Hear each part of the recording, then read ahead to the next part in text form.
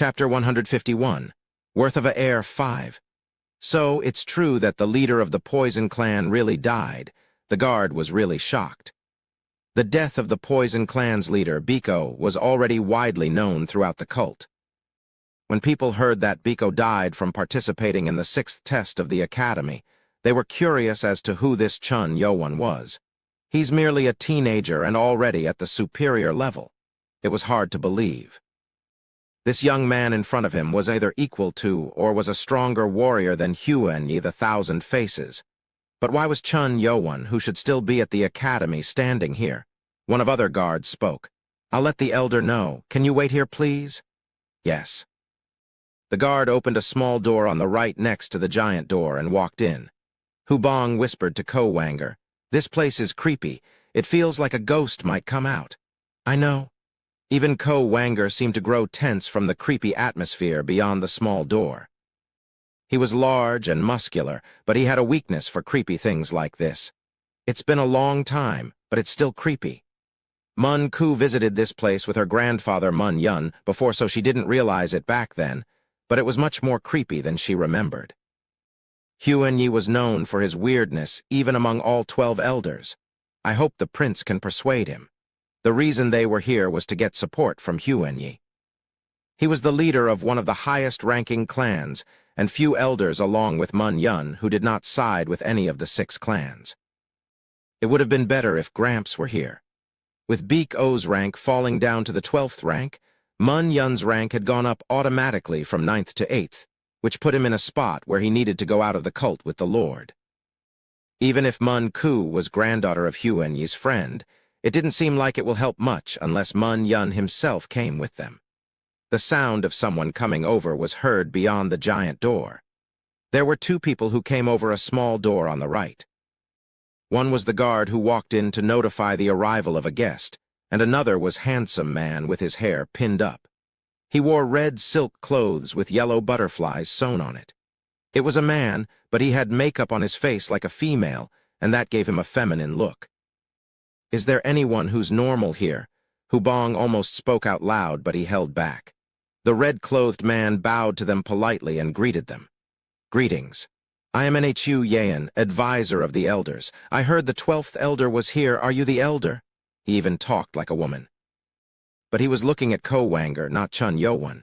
Ko Wanger's large body was enough to draw attention from people who saw them first. No, he is my master."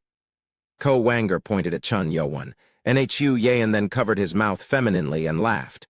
"Oh, I'm so sorry. I have made a mistake." "Welcome, 12th elder." "I'm Chun Yo-won." Chun Yo-won bowed without any change in expression.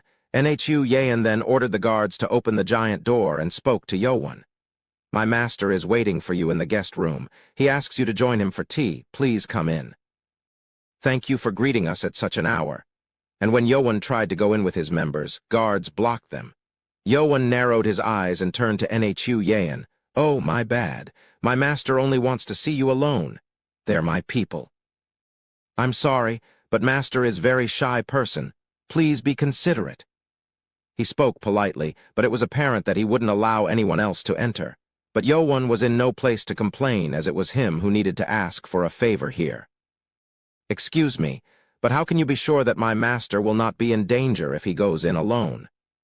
Ko Wanger first voiced out his complaints. Nhu Yayan then smiled and answered, "It's rare to see a great man like you with such great honor. Rest assured, my master will not be rude against elders of our cult. Why don't we do this? I'll let one person come. I can't take any more or my master will be angry at me." "Ha!" Hubong scoffed dumbfoundedly. It didn't seem like having one would change anything, but it was better than nothing.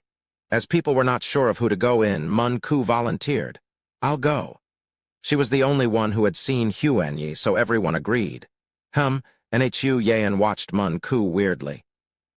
Soon, Chun Yo-won and Mun Ku followed Nhu Yayan into the courtyard of the Ghost Illusion clan's mansion. As they walked past the giant door, they were greeted with the courtyard full of rocks and dolls made from haystacks that had red clothes.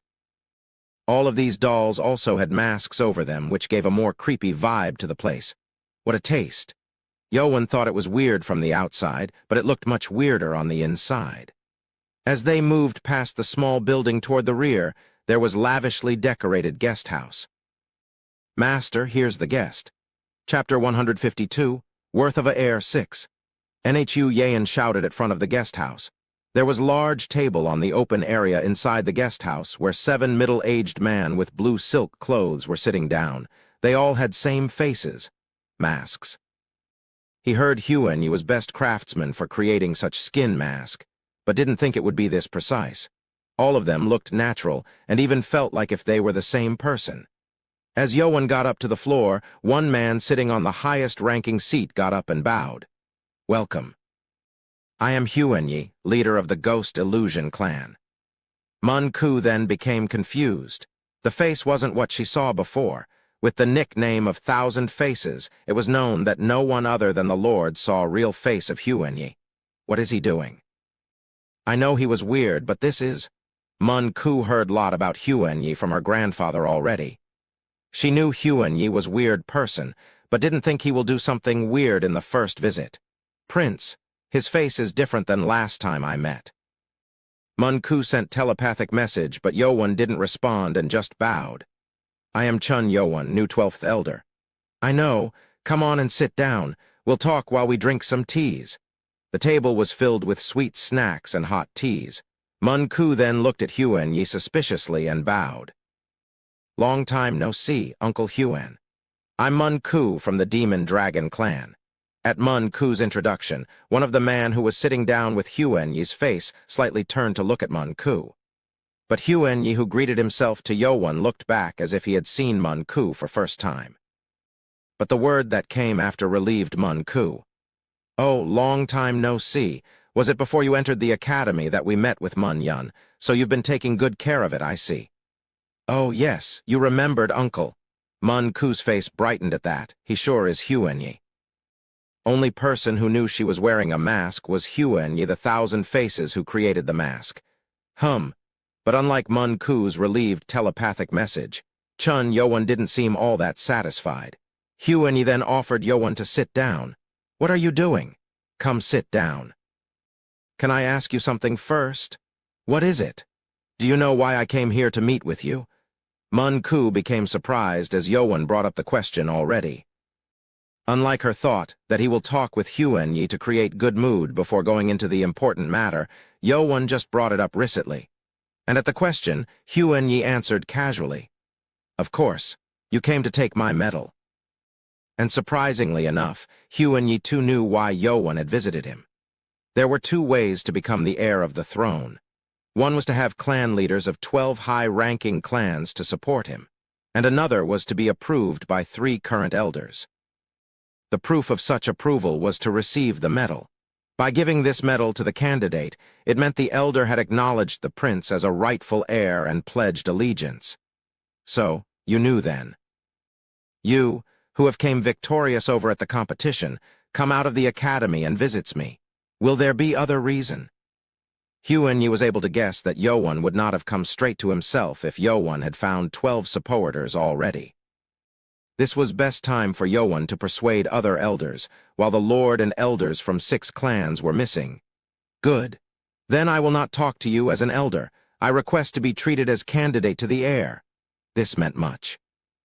As an elder, they were equals, but as for a candidate, it meant that Yoan was here to receive support from Elder Huan. Huan then smiled and spoke. I've been treating you as such from the beginning. Pardon? Didn't you know? Elders are allowed to test the person if he is worthy to receive the Medal of Allegiance. Meaning? I am already testing you if you are worthy to the throne. Huan had been waiting to meet Chun Yoan, a candidate not from 6 clans since long time ago. Candidate who had passed the 6th test in 70 years.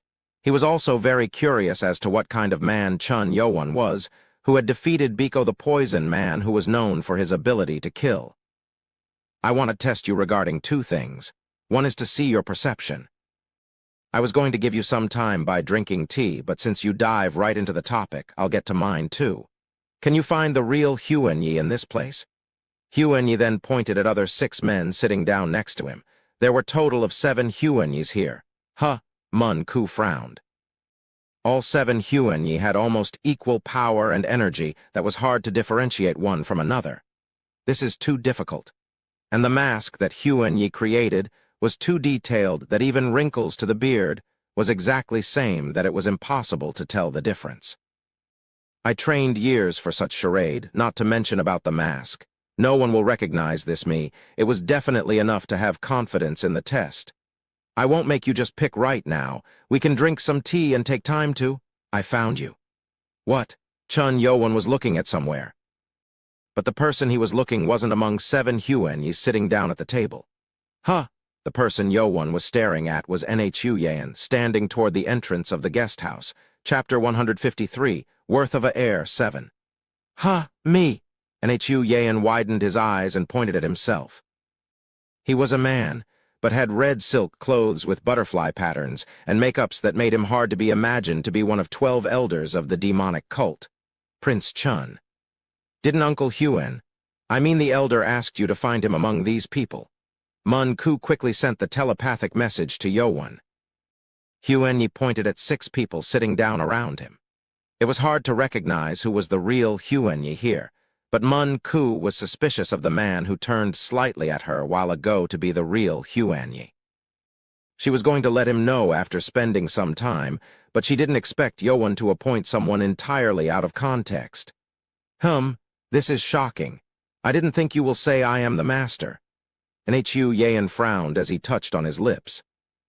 Chun Yowen then pointed at 7 Huanyis sitting down on the desk. Elder Huan told me to find him while pointing at these people, but he just said to find him in this place when he spoke. He didn't say real him was within these 7 people. Oh. Mun Ku then reminded what Huanyi had said also. Can you find real me in this place? Thinking about it now, Mun Ku didn't remember Huanyi saying he was among those people. But that was too far-fetched to think Nhu Yan was Huanyi. But that's not enough to be a proof. Aren't you throwing away your chance with such quick decision? Nhu Yan shook his head and spoke, but Chun Yowen smiled. There is easier way to find out. Easier way? Please excuse my rudeness. What? And at that moment, Chun Yowen bolted out like lightning toward Nhu Yan. His hand that wielded blue force Kai of blade struck down on Nhu Yan's neck, trying to cut it down. It was so quick to dodge it. Ah! Mun Ku's eye enlarged. Nhu Yan, who should have been only an advisor, stood in his place and created blue force Kai over his hand to block Yowen's attack. Yowen smiled and spoke to Nhu Yan. Will you still say you are not Huanyi? This is unexpected. Huanyi the Thousand Faces' test. It was test that was actually set up to be almost impossible. No one other than the Lord has seen Huanyi's real face. Not even Mun Ku, daughter of Huanyi's friend, had saw Huanyi's real voice or face. It was impossible to find out the real answer when they didn't even know what the answer was. Huanyi had weird personality. The reason of the first test was to have Yowen become surprised and look at his reaction to it, not to make him find the answer. He was going to be satisfied if Yowen calmly tried to find the answer, but he didn't expect Yowen will really find him. How did you know? When Nhu Yan revealed his power, the entire air around the courtyard was filled with strong power that pressed down. Even Mun Ku, Supermaster-level warrior, had shivered from the energy. It seems the internal energy had dark energy that made it feel creepy. You wouldn't say you just picked one, wouldn't you? It was telepathic message. Telepathic message? Yowen remembered while ago. When he first saw Nhu Yan, he didn't even think he was Huanyi, as Nhu Yan hid his energy perfectly. His feminine action also played a part too. But when Yowen saw 7 Huanyi up on the table, he felt something was strange. Huanyi, who had been talking naturally, began to speak with some time after being questioned, after Mun Ku introduced herself. Why is he doing that? Yowen, who thought it was weird, then noticed Mun Ku's neck shaking faintly when she sent telepathic message to him. Yowen then changed the subject quickly so that fake Huanyi cannot react. And as expected, the Huanyi that spoke with him took some time to answer. No one is shaking on their neck. Yowen, who thought if his guess was wrong, thought maybe it was possible to send telepathic message even without shaking the neck, and asked Nano. Nano, Can you find out how the sound is made when Mun-Ku sent me that telepathic message? On how it works? He only asked just in case, but unexpected answer came back. It is possible. Detected different frequency of vibration, adjusting it to make user able to hear it. With Nano's word ending, Yo-Won had weird faint whistling sound coming through his ear, and heard something he had not heard until now. I've been treating you as such from the beginning. When the voice heard, the Huan-Yi on the table spoke the same thing. I've been treating you as such from the beginning. Chapter 154, Worth of a Air 8. Oh, someone was talking in telepathic message and Huan-Yi was just copying it through his mouth. Didn't you know? Elders are allowed to test the person if he is worthy to receive the Medal of Allegiance. Didn't you know?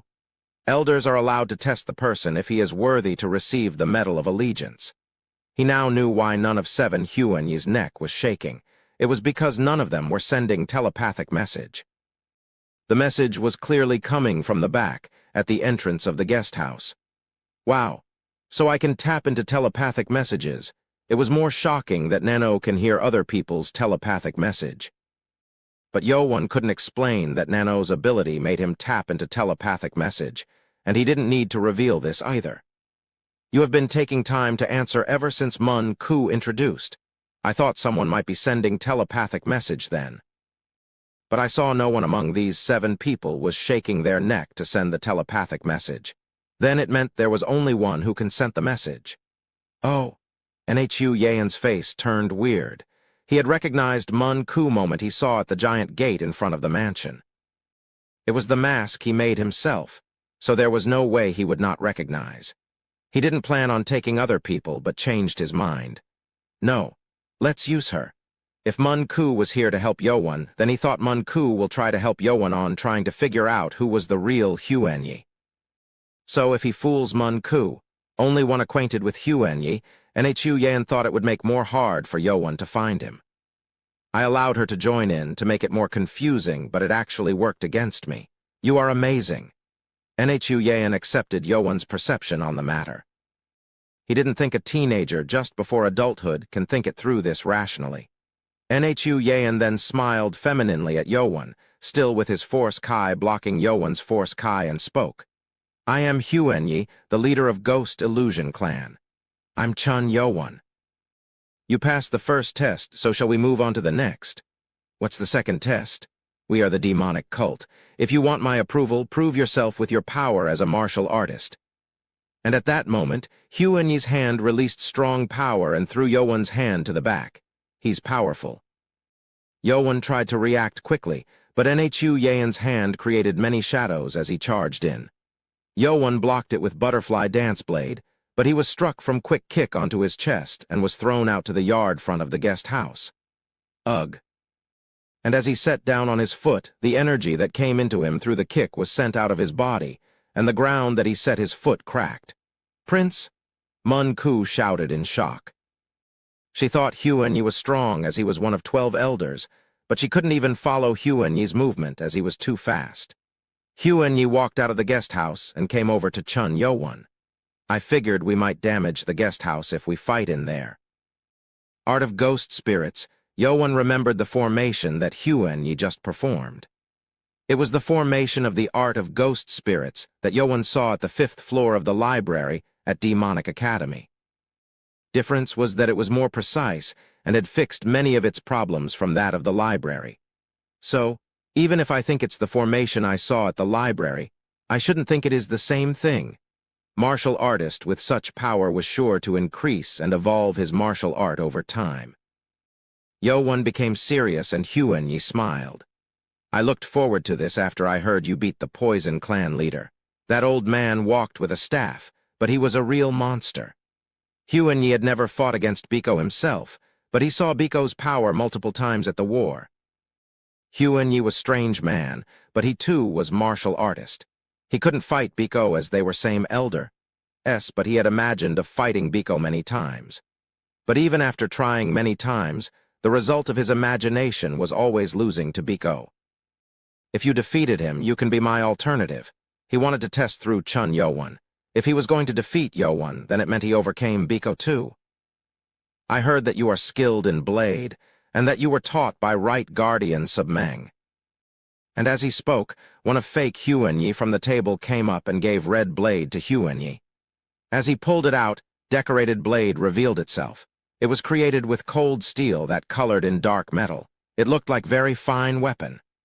Good, my specialty is with the blade too. Chapter 155, Worth of a Air 9. Huanyi's martial art was Ghost Illusion Blade. Yowen was surprised as he knew that the art of the ghost spirit was not the strongest martial art of the clan. It was long time since Yowen fought warrior using blade skill. But unlike Chun Yuchen, who Yowen fought back then, Huanyi was much more powerful. Yowen then pulled out white dragon blade. As the white blade revealed itself, Huanyi grinned. "That is amazing blade. This will be a good fight. Do your best like when you fought Old Man Biko." Huanyi then charged at Yowen. As his hand flashed, the blade unleashed countless tracings as it came down upon Yowen. Ha! Yowen then unleashed the second formation of Butterfly Dance Blade to defend himself. The white dragon blade quickly spun and struck against Huanyi's blade. With powerful force, Kai wielded around two blades collided against each other. Large sound of metal clashing spread through. It was so large that even members of Chun Yowen was able to hear it. Ko Wanger frowned and complained to the guard. "What's happening inside?" "We wouldn't know." Guards were staying outside the gate, so they had no way to find out either. But the sound of metal clashing was certain that people were fighting inside. Yowen's members who thought something happened to Yowen couldn't stay back anymore. Biki walked forward. "We'll have to go in." "No, you can't, Arg." Guards tried to stop him, but it was no use. Baki instantly kicked them, made them pass out, and walked in. Sama Chak mumbled with a frown. "Can we do this?" Even if this was emergency, they were still at the mansion of 11th Elder of the demonic cult. Bursting in by defeating guards like this was same as challenging the Ghost Illusion clan itself. Master might be in danger. Who cares about that? Hubong spoke and ran in. Master's safety is first. Let SGO. Why, yeah, okay. Ko Wanger also ran in, and Sama Chak had to follow them too. And at the yard in front of the guest house, Chun Yowen and Huanyi was already fighting through 10 formations. Both of them used very fast blade formations that made Mun Ku, who watched, to become dizzy. So, this is fight between supreme-level warriors. The yard had full of damage from blades. If they fought inside the building, then it surely would have destroyed the place. He's strong. To be this strong at such age, but this isn't enough to kill Biko. Huanyi was astonished by Chun Yowen, but he thought it wasn't enough. He heard from Samayi that Yowen had defeated Biko with tremendous power, but it didn't seem like Yowen was at that level. This won't be enough to receive my approval. Huanyi shouted disappointingly as he struck his blade against Yowen, but Yowen didn't seem to budge. There had been many who taunted him in the academy, and if he were going to be taunted, he would not have survived until today. I can't overpower him with Butterfly Dance Blade. Huanyi, who had hands-on experience in battle, saw Right Guardian fighting many times, so he knew weakness of Butterfly Dance Blade that made him harder to defeat with using of that skill. Yowen needed to show his best. Then should I try it? Sword Force of the Sky Demon was very similar to the sword art of the Sky Demon, so there was no way for Huanyi to not know what it was. Then two best martial art that Yowen had was left with two. Counter Sword Skill 24 Demon Sword or the Blade Skill from Blade God. Yowen chose the latter. When Yowen quickly took steps to put distance, Huanyi became surprised. Yowen's stance had changed entirely from that of Butterfly Dance. Huh? What is this? Huanyi, who had many experiences, never saw such stance. But there was no way for warrior like Chun Yowen to use weak martial art, so Huanyi calmly sent energy into his blade. Yowen warned at Huanyi with quiet voice. I might not be able to control it. Make sure you defend it with all of your power. Huh. At that moment, Chun Yowen charged in with powerful manner unlike before. What is this? Huanyi quickly unleashed the last formation of his blade skill to defend himself. With two blades striking against each other, loud sound of metal clashing filled the area, but Huanyi frowned. His rapid blade movements were countered from Yowan's blade that came from weird angles. What formation is this? Huanyi was talented blade user who knew that such weird angle of blade usage will destroy the user's muscle. But Yowan was managing to do it easily. Huanyi tried to defend the blade as much as he can, but the power that wielded in Yowan's blade was so powerful that it made Huanyi lose his grip over his blade. But Yowan still had last of his formation on the blade. And no. And as the last movement struck down at him, Huanyi became frightened and closed his eyes. Large sound of explosion struck his ears. Huanyi, who feared for his life, became tense and his face were drenched with sweat, sending down his makeups with it. Ugh, who? Huanyi panted and opened his eyes. The white dragon blade that came down at him as if it would cut him in half was pushed down next to him. The last movement that Yowan struck down with the blade had cut through the ground and even to the wall. It was beyond shock to see such power that Huanyi had lost for words. He is really a monster. Chapter 156, Worth of a Air 10. Baki quickly found where the sound of metal clashes coming from. It was beyond the small building to the right after the main courtyard. Baki quickly tried to ran toward the place, but he had to stop in few steps. Man with blue silk clothes suddenly appeared and attacked Baki. It was an ambush, but Baki was quickly able to counter back with his kicks. After fighting against each other for one formation, two of them distanced themselves from each other. Middle-aged man looked surprised at Baki, a young man with such power, but the young man shouted right after, "Young man, how dare you break into this place?" And at that word, over 50 warriors with black clothes and arms came out of the building and tried to circle them. Baki, Hu Bong, Ko Wanger, and Sama Chak then followed and placed their back at Baki's back. This is what I expected. Sama Chak mumbled as he pulled out his sword. He busted in, thinking Yowan was in danger, but there was no way highest ranking like Ghost Illusion Clan would not be ready for any intruder. All warriors with black clothes had 2 daggers in their hands with similar mask as those guards, but their faces were like distorted monsters. It's creepy. Hubong spoke as he readied in Sword of Illusion. The creepy mask made enemies to feel scared.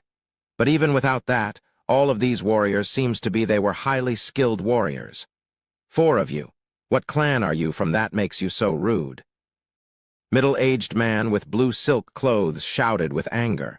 If the mansion wasn't inside the cult, they would have defeated these young men already, but this was inside the cult where everyone was a cultist. You people first? Wait a second. Baki, who was frustrated at these people blocking their way while their master was in danger, but Ko Wanger stopped him. We can't make more problem. Ko Wanger then brought out 2 medals from his pocket and showed it to them. One was the medal that proved him as a master rank within the cult, and one was the medal that said Demon Fist, which showed what clan he was from. I am Ko Wanger from Demon Fist clan. Demon Fist. Demon Fist clan was known for being powerful fist user and one of high-ranking clan. The middle-aged man spoke with frown. Are you son of Ko Wangan? Yes, sir. A son of high-ranking clan busting into another clan's mansion at this hours. Did your father teach you to do such thing? It didn't feel good to hear the man talking about his father, but Ko Wanger responded calmly. I'm sorry, but we thought something had happened to our master who entered here a while ago, so we had to come in. Master? It's Prince Chun Yowan, the 12th elder. At the name, man became surprised. The name Chun Yowan was most famous within recent days. There were no one who have not heard of the name of man who passed 6 test of academy, and son of the Lord who was not from 6 clans. Was the guest while ago. Prince Chun Yowan then. The man's name was U Gung, one of leader of the Ghost Illusion Clan. He thought the guest was just one of Huanyi's acquaintance when Huanyi himself went out to meet him, but it seems Huanyi, the weird leader, had done something again. U Gung also heard the swords clashing against each other. The sound was enough to prove that whoever fighting was at equals. Why is the leader fighting against Prince Chun Yowan? U Gung became curious, and Ko Wanger spoke to him. There is problem with our master, so how can we, as a servant, just wait outside? Please allow us to see what is going on inside. Ko Wanger was right, but this was home of the Ghost Illusion clan. Ko Wanger and his friends were not allowed to walk freely. I'm sorry, but we cannot interfere with what our leader do. And when Gung spoke, 50 warriors blocked the way to the guest house. They were given no choice. Ko Wanger, who figured there was no time to waste, clenched his fist and readied. Gung also raised his energy to ready and gave final warning. You are young men, so I will warn you last time. If you fall back now, I will tell our leader to not harm Prince Chun Yowan and... But before Gung can finish speaking, a tremendous energy that even made them become chilled came out from the guest house. Everyone turned to the direction, and at that moment, the wall that covered the guest house struck down, with blue force Kai shooting out from it, leaving clear mark even at outside of the wall. El leader. Gung and warriors of Ghost Illusion clan figured something bad had happened and quickly ran into the guest house. We should go too.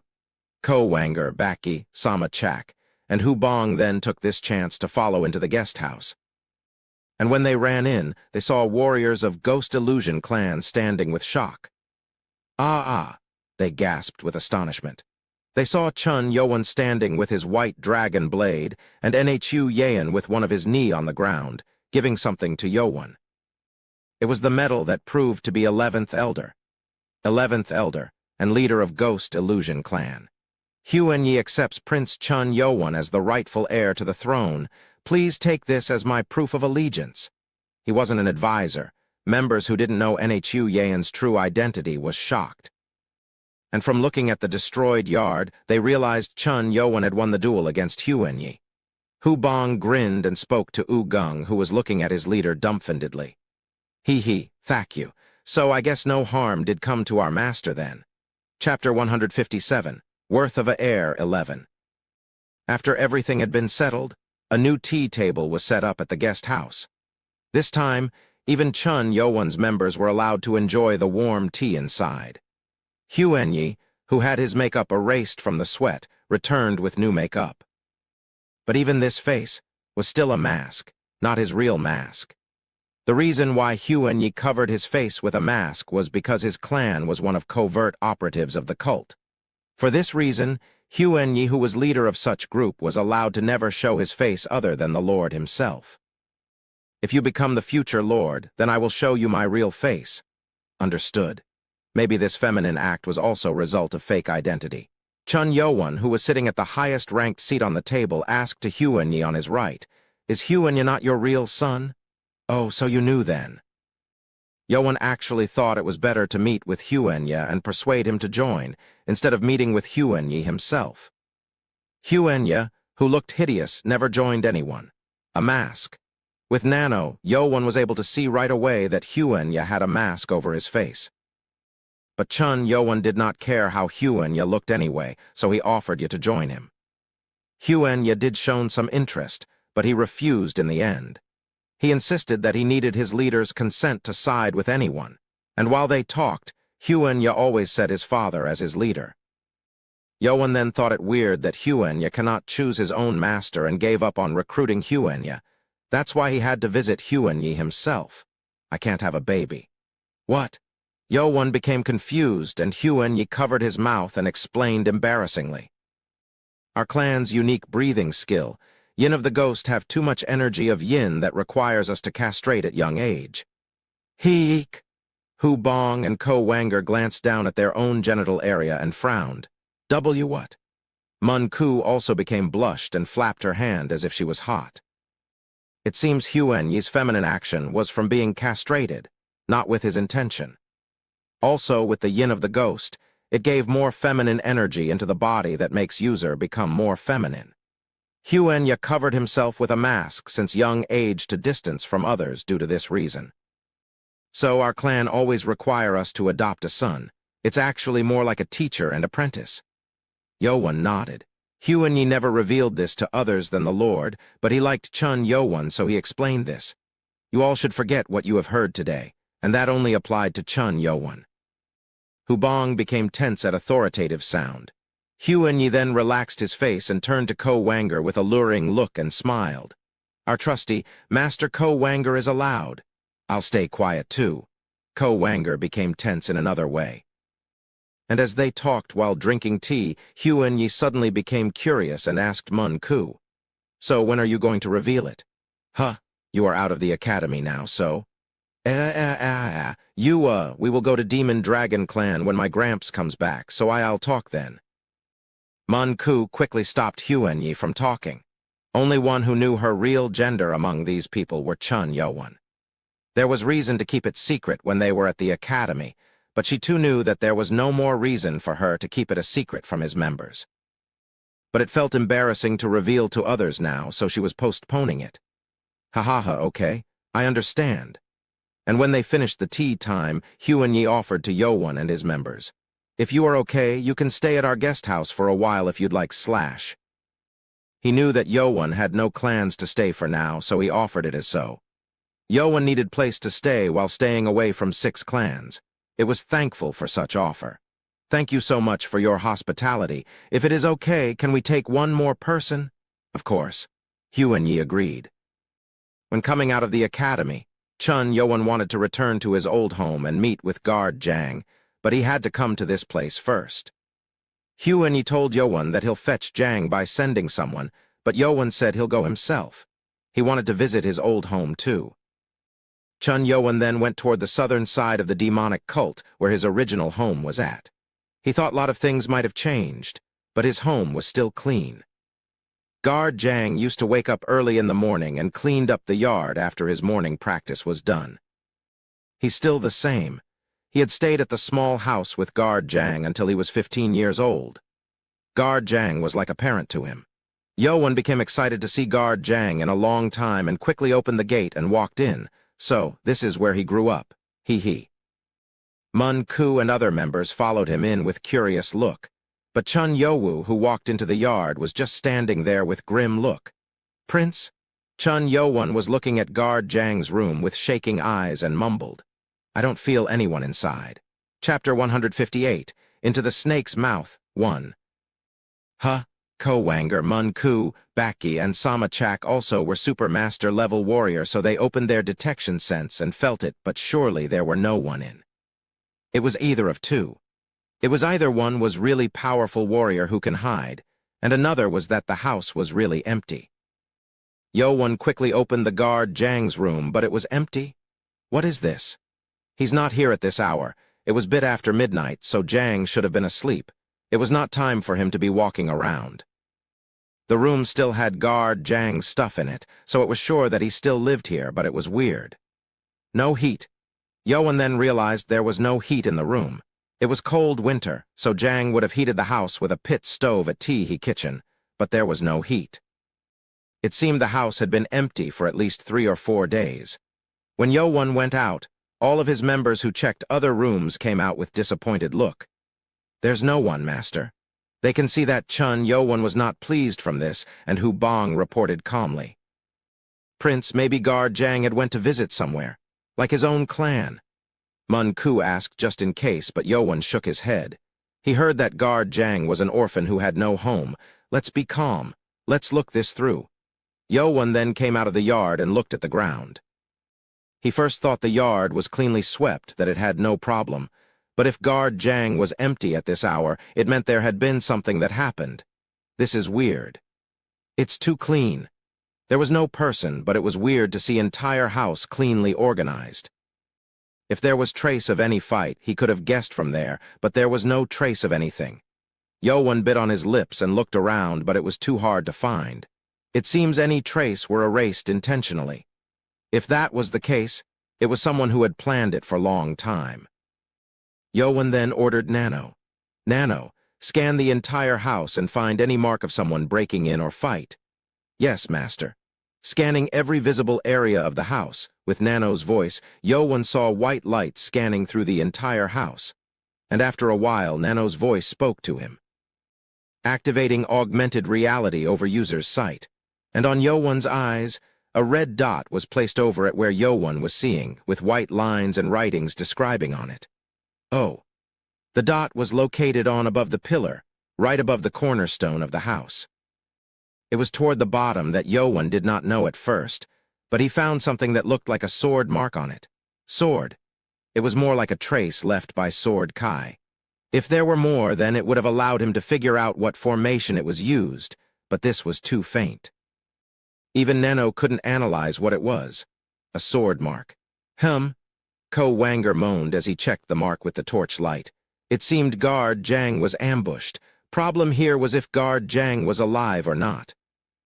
Chun Yuan became grim as he began to think something had happened to Guard Zhang who raised him.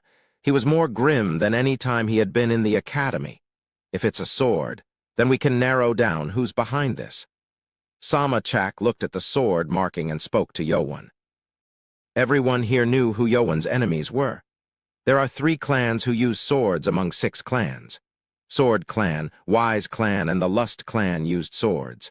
Lust Clan wasn't technically best at the sword, but they still used it. Ko Wanger also nodded agreeingly.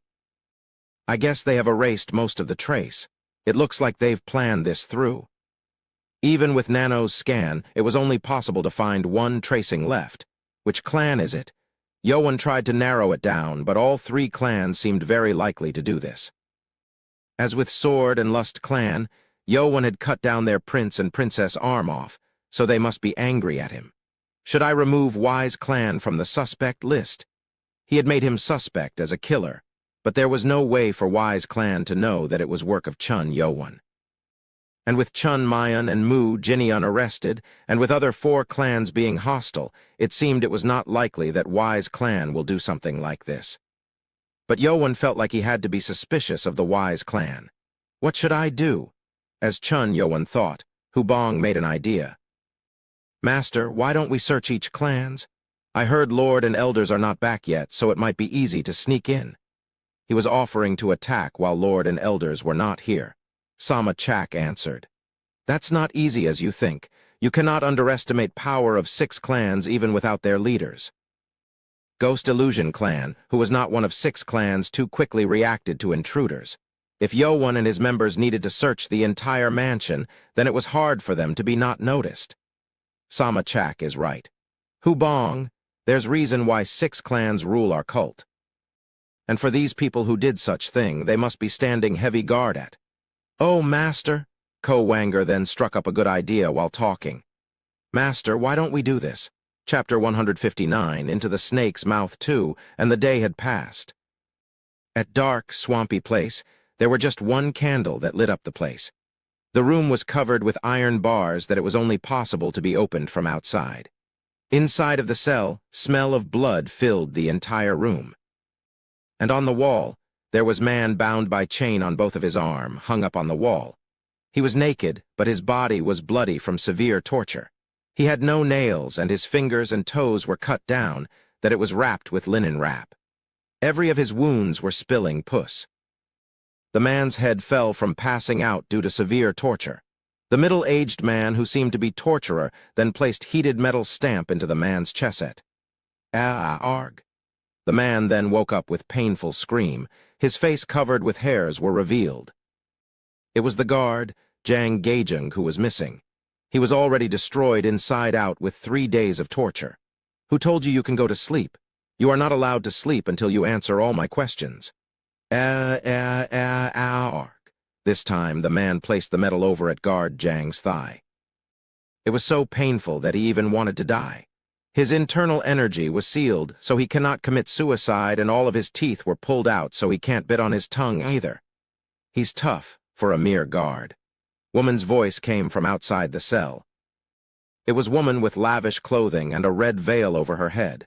It was Lady Mu. Let me ask you this for last time. Did the Lord teach him any kind of martial art? NNNGHN? No, there ish. And guard Zhang barely answered. He had been answering the same thing ever since he was taken in here, but Lady Mu kept on torturing him. Ha, you still insist even with your dying breath. Go on. Yes, lady. Torturer tried to start on the torturing again when someone bursted into the cell. It was middle-aged man with long beard. As Lady Mu looked at him, the man bowed and reported, Lady, he is out. He is out. What did you mean? Chun Yuan is out of the academy. Lady Mu then rose up immediately from the chair with surprised look. She had waited so long for Chun Yuan to come out of the academy. Ha, ha, ha, ha. That is good. He is unfortunate that he came out of the academy at this time. So, where is he? He is. Lady Mu was surprised to hear whereabout of Chun Yo-won. Guard Jang, who was being tortured, became filled with despair as he heard news of Chun Yo-won. Prince. And after an hour, there were two most crowded streets inside the castle of demonic cult. One was the center of the cult, Street of Bijak, where the Lord's palace was located at, and one was Street of Waho on the northern side of the castle. Two streets were most crowded place that people always busily walked through. And at the largest restaurant of Waho Street, 3 guests were eating at a table of first floor. It was Chun Yo-won, Mun Ku, and Hu Bong. They were eating quietly, but it had been 2 hours since they sat down here and waited. Hu Bong asked to Mun Ku quietly, "Do you really think this will work?" "I'm not sure, but if what Ko Wanger guessed is right, then they will try to contact us in any way." Mun Ku wasn't really sure if their plan will really work. They came to Waho Street intentionally where people can find him easily, but it wasn't sure if the person behind kidnapping of Guard Jang will really try to contact them. They are after you, not Guard Jang. If they find out that you have came out of the demonic academy, they will try to contact you, but I'm sure they will not try to do something fishy in front of every people of the street. That was Ko Wanger's plan. The reason why Ko Wanger, Baki, and Sama Chak wasn't with other 3 was because they were hiding near 3 suspect clans' mansions to watch them. All of this was to find who was behind kidnapping of Guard Jang. There was risk to this, but Ko Wanger's plan seemed to have a chance of finding it, and Yo-won agreed to follow it. That was why he was staying at a restaurant, revealing himself to everyone like this for hours. And after a time, a telepathic message came through Yo-won's ear. "Stay still if you can hear my voice. If you turn your head or even give slightest sign to your friends, something you will not want to happen will come true." Chapter 160, Into the Snake's Mouth, 3. If whoever sent the telepathic message was able to see what Yo-won was doing and seeing, then it meant that whoever it is was inside the restaurant. Chun, Yo-won then heeded the threat from telepathic message and pretended if he was focusing on the meal. Mun Ku and Hu Bong was talking to each other for any sign of enemy who they weren't sure when they will contact them. Yo-won thought if he should let Mun Ku or Hu Bong know through telepathic message, but changed his mind in case the enemy can see him sending telepathic message through looking at his neck moving. They aren't just any enemies. Level of threat was much different from that of cadets from the academy. As Yo-won stayed silent, another message came to him. "I'll warn you, don't try to even find me through your senses. If you try anything stupid, he will die." They were threatening Yo-won as if they already knew Yo-won found out that Guard Jang had gone missing. Damn it! Yo-won's eye turned cold. He had never been threatened with someone he know kidnapped, and he didn't realize it would feel this devastating and furious. But Yo-won was not going to abide by the threat. "Nano, can you locate where this telepathic message is coming from?" "Yes, Master." Scanning the frequency of the energy wave, changing the ear function to hear another frequency. And with Nano's word, Yo-won heard weird whistle sound ringing through his ear and heard the telepathic message again.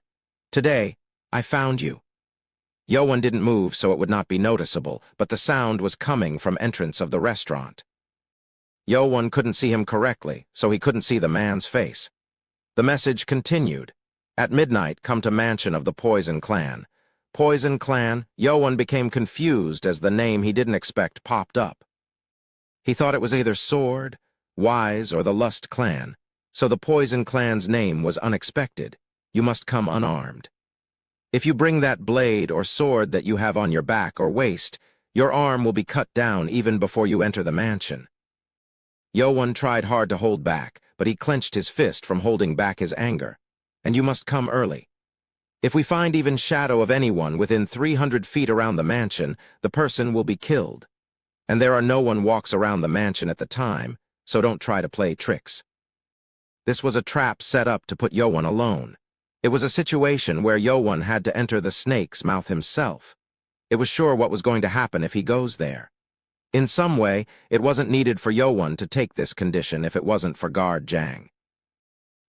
But for Yo-won, Guard Jang wasn't just anyone. For other princes, guards were just form of protection set upon by the Lord, but for Yowon, Guard Jang was like his parents. If you don't appear at the appointed time, we will think you have gave up on him and we will kill him. I'm sure you will choose wisely. These enemies too knew how important Guard Jang was to Chun Yowon, and thus was threatening with such condition.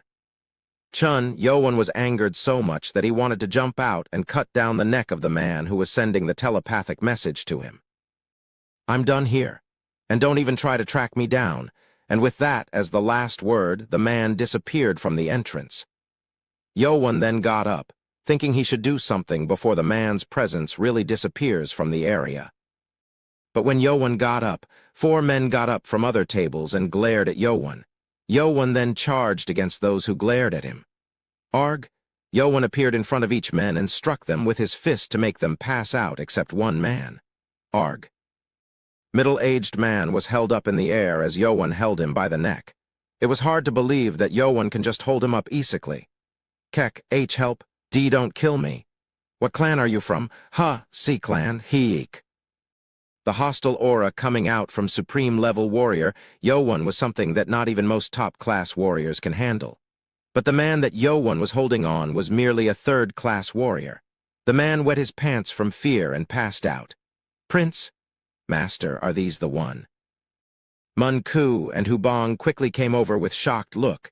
Yowon then looked at the man with a frown and mumbled. I got the wrong men. These men were just low-class warriors, not likely from any of 6 clans. With people in the restaurants focusing them, Yowon had to get out of the place with men who Yowon struck down. He took them to his home at southern gate of the castle. After asking them questions when they woke up, the result was what Yowon expected. We were just paid to look at you people. D don't kill us. It's the truth. 4 of them all spoke of same thing. They received silver coin and were told by a certain man to just look at Yowon's group. Yowon asked who he was, and they all said the man covered his head with bamboo hat, so they weren't really sure. Yowon also checked these men's tag, and they were from ordinary families. I won't kill you guys, but you must stay here for 2 days.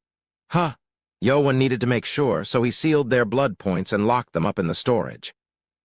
I'll have to wait for Kowanger, Baki, and Sama Chak to return. Chapter 161, Into the Snake's Mouth 4. If they return from scouting 3 clans, then Yowon will be able to find out. They would have seen people going in and out of each mansion, so it was likely they will find out who was behind this. And at dinner time, the time for 3 people to come was up. First one to return was Kowanger, who went to scout Lust Clan. Wanger said that there were people going in and out of Lust Clan, but they didn't mobilize any of their forces or had sign of preparing warriors. Yowon also asked if Wanger saw any man covering his face with bamboo hat, but Wanger said no. So it's not the Lust Clan. I think so. It is likely from Wise or Sword Clan. And if 2 others come, who was behind was going to be found out. An hour had passed, but Baki or Sama Chak did not return from their scouting. They are being too late. The sun was already going down. Hubong kept waiting outside the gate, but there was no one returning to them. Damn it!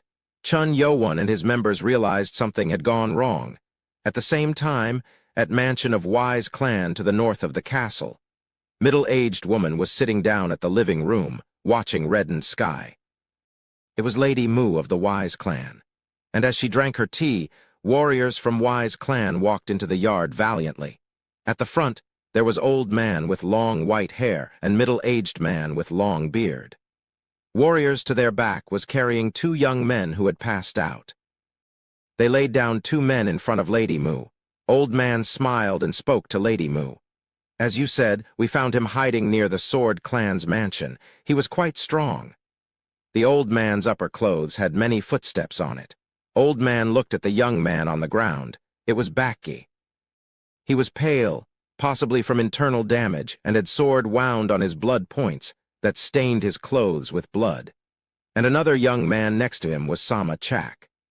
Sama Chak, who was checking on the Wise Clan, was attacked by man with long beard. Sama Chak, too, had pale face, looking like he had gained internal damage, But the middle-aged man, too, had many wounds. It seems you put some effort. That young one was established supermaster level. Middle-aged man couldn't defeat Sama Chak alone. He was barely fighting at equal, so if it wasn't for his warriors, he would not have captured Sama Chak. I'm ashamed. Lady Mu smiled through her veil and spoke. It's okay. You accomplished your mission, so we are ready then. I'm sure that peasant will be confused who to blame for his missing member between us and the Sword Clan. As Lady Mu became pleased, Bearded Man thought to himself, she is terrifying woman. Man had worked for Lady Mu for over 20 years, but he had never seen a person who was more cunning than she was. As soon as she heard that Yo-Won revealed himself in front of the crowd at the street, she immediately recognized Yo-Won was setting traps to find the culprit behind kidnapping of guard Jang. If she didn't volunteer to become wife of the Lord, the leader of current Wise clan could have been her. Lady Mu was that much cunning. So, who are these young men anyway? She asked, and the old man answered. This young man is Baki, member of Pure Kick clan. Pure Kick, a man from high-ranking clan, so that peasant put some effort within the academy then. I didn't expect him to have such servant. Pure Kick clan was high-ranking clan who was famous for their martial arts skill. She expected Yo-Won to gather some members for the competition, but it seems he had gotten more than she expected.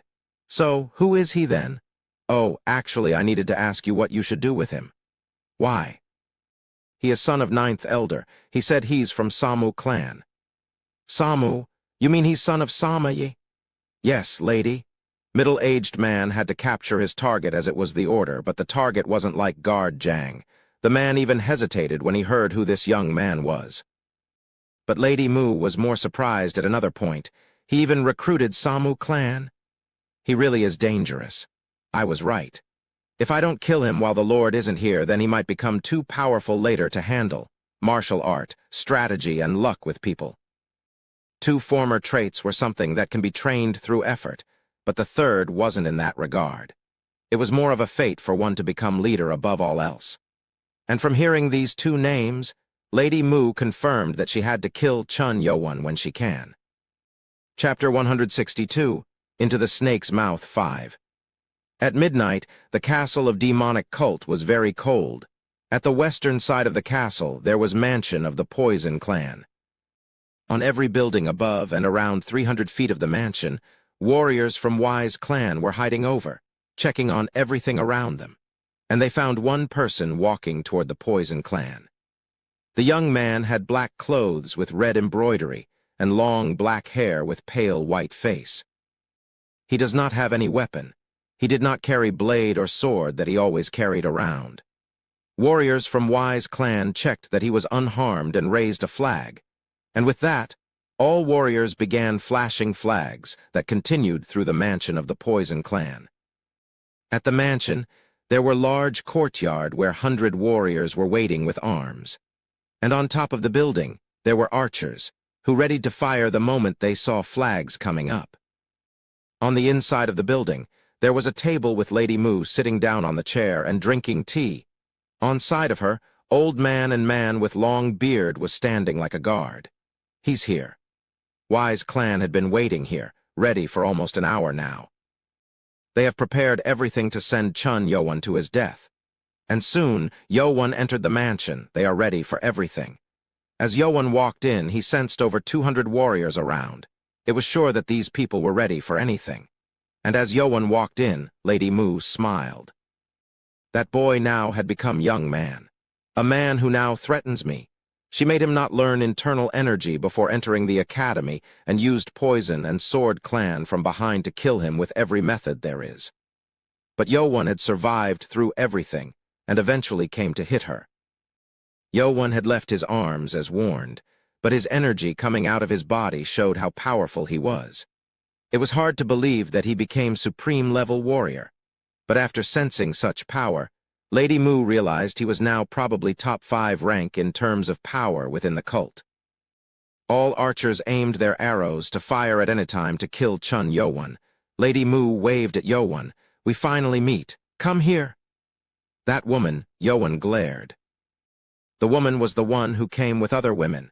Before Yo-Won's mother, Lady HWA, died, to have Yo-won promise that he will not learn internal energy before he enters the academy.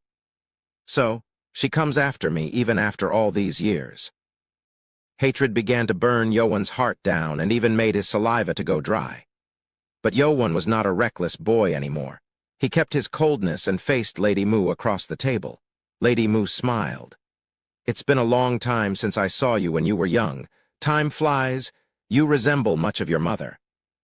When she first saw Yo-won in long time, she truly was reminded of Lady Hwa. It was disgusting to see Yo-won looking more like his mother than his father Chun Yujong. "And you and your dirty mother are also same in making me do more work. I guess you two are same peasants after all, falling in such trap because of useless love. You are not fit for a greater purpose." She truly scoffed at Chun Yo-won, who came to his death just because of worthless guard warrior. And at Lady Mu, Yo-won asked with a motionless face, "Where is Guard Jang and my servants? Are you that naive? Do you truly believe I would have brought them here? What a fool." She didn't intend on letting them go from the start. If she kills Yo-won here, she was going to kill Guard Jang and persuade his servants to join Chun Mayan instead. But Yo-won looked weird. Why is he not bothered by this? It was complete checkmate, but Chun Yo-won didn't seem to mind it. In fact, it seemed he was confident that he can turn this situation upside down. "Your eyes, I don't like that. Let's seal your internal energy first and we'll talk more." When Lady Mu raised her hand, middle-aged man with long beard walked up and came to Yo-won. "If you want to keep your guard alive, then don't resist."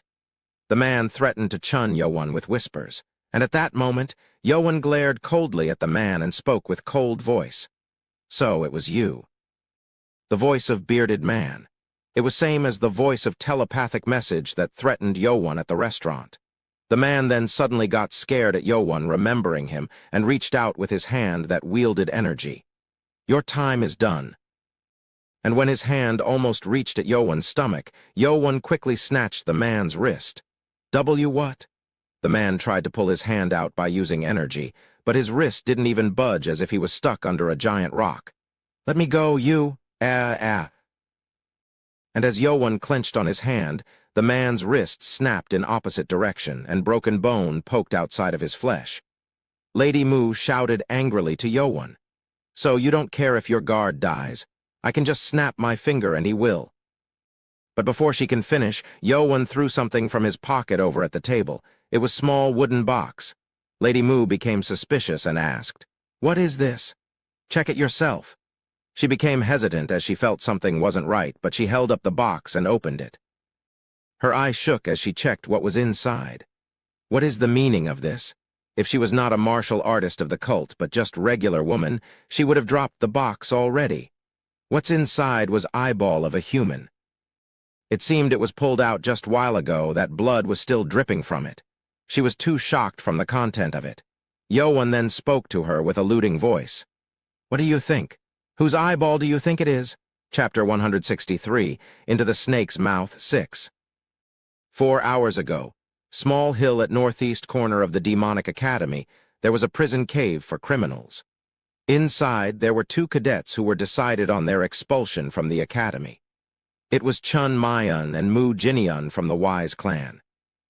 2 of them were locked up separately after 4 cadets had died few days ago.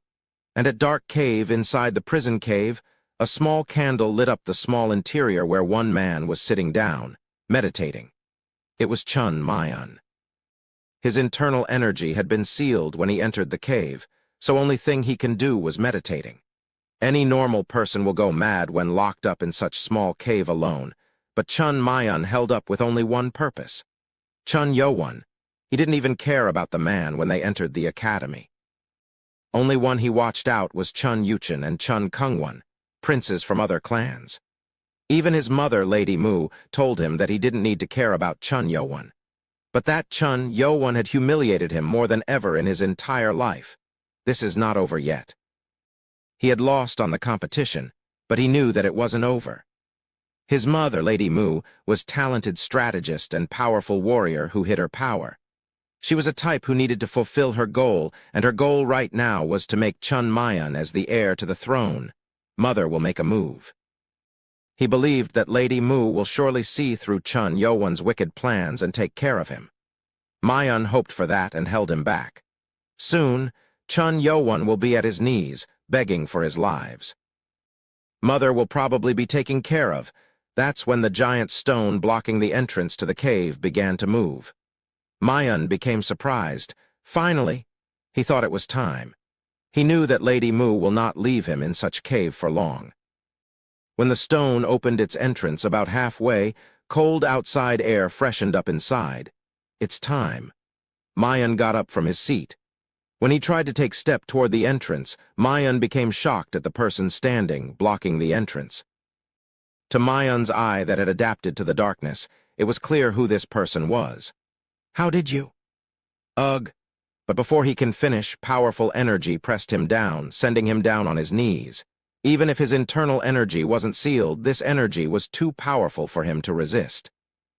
Person walked up to Mayun, who knelt down. The candle light lit up the man's face. It was Chun Yo-won. How did he come here? He couldn't understand.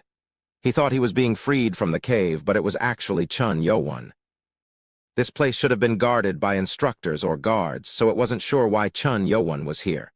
Yo-won looked down coldly at Mayun and spoke. "Guard Jang is missing." "Guard Jang?" Mayun did not know who this Guard Jang is. Yo-won ignored Mayun's confusion and continued. "And those who kidnapped Guard Jang tells me to come right into the trap if I want to let him live." It was simple explanation, but Mayun instinctively knew who was behind this. It was certain his mother, Lady Mu, who have done this. Lady Mu was good at setting up such traps to deal with ones, even if the one was powerful. "And what do you want me to do?" Mayun asked back coldly, holding back his feelings. Yo-won then flicked his hand with cold eyes, and Mayun's 2 arms were pulled up forcefully. What is this?" "What are you doing?" Mayun tried to resist by his physical power, but it was no use. With his 2 arms shoot straight up to the air, Yo-won's hand began to shine in white Sword Kai. And with Sword Kai, Mayun couldn't be calm anymore. "I was going to find Guard Jang and rescue him at first, but I changed my mind when I found out who was behind all this. Eye for an eye. That's how I am going to solve this." Yo-won decided to be merciless from now on. And even if he enters the snake's mouth, there was no proof that these people will let Guard Jang live. "Let me ask you, how precious are you to the people of Wise Clan? No. To your mother, Lady Mu?" The question held every plan Chun Yo-won was trying to do. Mayun's heart began to pound. "He's trying to keep me as a hostage. But if that was the case, what was with the Sword Kai? Was he trying to cut some part of his body to threaten her?" Mayun tried to persuade Yo-won with shaking voice. "Chun Yo-won, think about it. If it is as you say, harming me won't do good to that Guard Jang." But before Mayun can finish speaking, Yo-won's Sword Kai shoot through Mayun's wrists. 2 hands cut down and dropped to the ground. Mayun's eye grew large from shock, and he screamed in terrible pain coming from his wrist. He wanted to drop to the ground and roll in pain, but Yo-won's powerful energy pinned him straight up still as he bled. He didn't even think that Yo-won will cut his both hands. It wasn't sure if Yo-won was trying to take him as a hostage or just unleash his anger on him. Yo-won mumbled as he looked at 2 hands that were cut down on the ground. This isn't enough." "NNNGHW, what do you mean? 2 hands aren't enough. Will she be afraid if her son will die just by looking at this?" Chun Mayun, even in his pain, chilled to the bones at that words. It was so terrifying to even think about what Chun Yo-won will try to do if cutting hands weren't enough. Is he a demon? And at that moment, Yo-won's hand dug into Mayun's right eye. Without even blinking, Yo-won casually pulled out Mayun's eye. A pain that could not even be compared to being his hands cut off came to him, and Mayun passed out. And it was now back to 4 hours later. Lady Mu's eye shook as if her eyes were having earthquake as she looked down at the eyeball that was inside the wooden box. Yo-won just asked her whose eye that is, but she could think of only one possible answer from that question: Mayun. With Mayun's face coming up on her mind, she became infuriated. If this eye was really from Mayun, then Yo-won was fighting back with hostage to hostage, No, maybe he's lying chapter 164 into the snake's mouth. 7. She then kept her calm. She remembered that Chun Mayan was still locked at the prison cave at the demonic academy. If Chun Yowan had gotten out of the academy, then he was outsider there. If he infiltrated the academy, Left Guardian would not have let him go free. This is a lie. Lady Mu then thought Yaon was bluffing, so she glared back and spoke. It seems you tried hard to fool me, so you harmed my boy at the academy. Do you think I will be fooled by? Oh, I forgot another thing. What? Yowan then placed down something else on the table. It was a medal that proved holder was member of the Wise clan, with red threads tied on the handle. Lady Mu knew what that was. It's the medal I gave it to him. She finally realized why Yowan didn't seem afraid nor disparate. Lady Mu tried to get Yowan by holding hostage, but she didn't imagine she'll be countered by the same method. She gritted her teeth. I had him stay at the prison cave for nothing. She thought it was better for Mayan to stay at the academy for now. But she didn't expect Yowan will even ignore the laws of the academy and do something to this point. She then thought she had to solve this problem in some way. She couldn't bear to have Chun Yowan do what he wants, meaning that Lady Mu lost to the schemes. I'll pretend on trading hostages and take him out. Lady Mu, not so relaxed like before, asked to Yowan. What do you want? Guard Jang, Bakki, and Sama Chak. If I let go of them, I'm sure you know what you need to do in return. She meant that she wanted Chun Mayan. Yowan nodded simply, and Lady Mu raised her hand. 2 warriors from Wise clan then came up to her. Lady Mu gave her red medal to them and ordered, Go and release those hostages and bring them here. Yes, lady. 2 warriors then jumped out of the mansion and Lady Mu turned back to Yowan. Now I've done my part, so you should do yours. Where is my boy? You came here alone, so I'll send one of my own to fetch him. This was what she planned. She was going to feign that she was agreeing to the hostage trade and kill those holding Mayan and return back to the original state. But it wasn't sure if Chun Yowan will take the bite. If she was in Yowan's position, she would never spill the location until she receives her hostage first. Yowan seemed to hesitate for a bit and answered. My servants hold Chun Mayan and Mu Jinian at the prison cave of the demonic academy. Lady Mu's eye glistened like a hawk that found its prey. She was concerned if Yowan will not tell the location, but he had bit the bait. Fool! I thought he had become cunning, but he has far more to go. With this, Lady Mu was going to take back the upper hand again. But she also thought Yowan was quite brave in his plan. She didn't think Yowan will hold her son back at the prison cave. Well, that place is safer than most other places. She understood the reason behind it, as maybe Demonic Academy was safest place to hide hostages when Yowan did not have many forces yet. Yowan placed his medal of an elder down at the tabale. If you show this to my servants, they will bring hostage down here by themselves. Don't try to do anything funny, as they will not let go of them until we trade hostage here. Members Yowan had left were Ko Wanger, Mun Ku, and Hu Bong. It was going to be hard to handle them with weak warriors. Lady Mu turned to the old man standing at her back.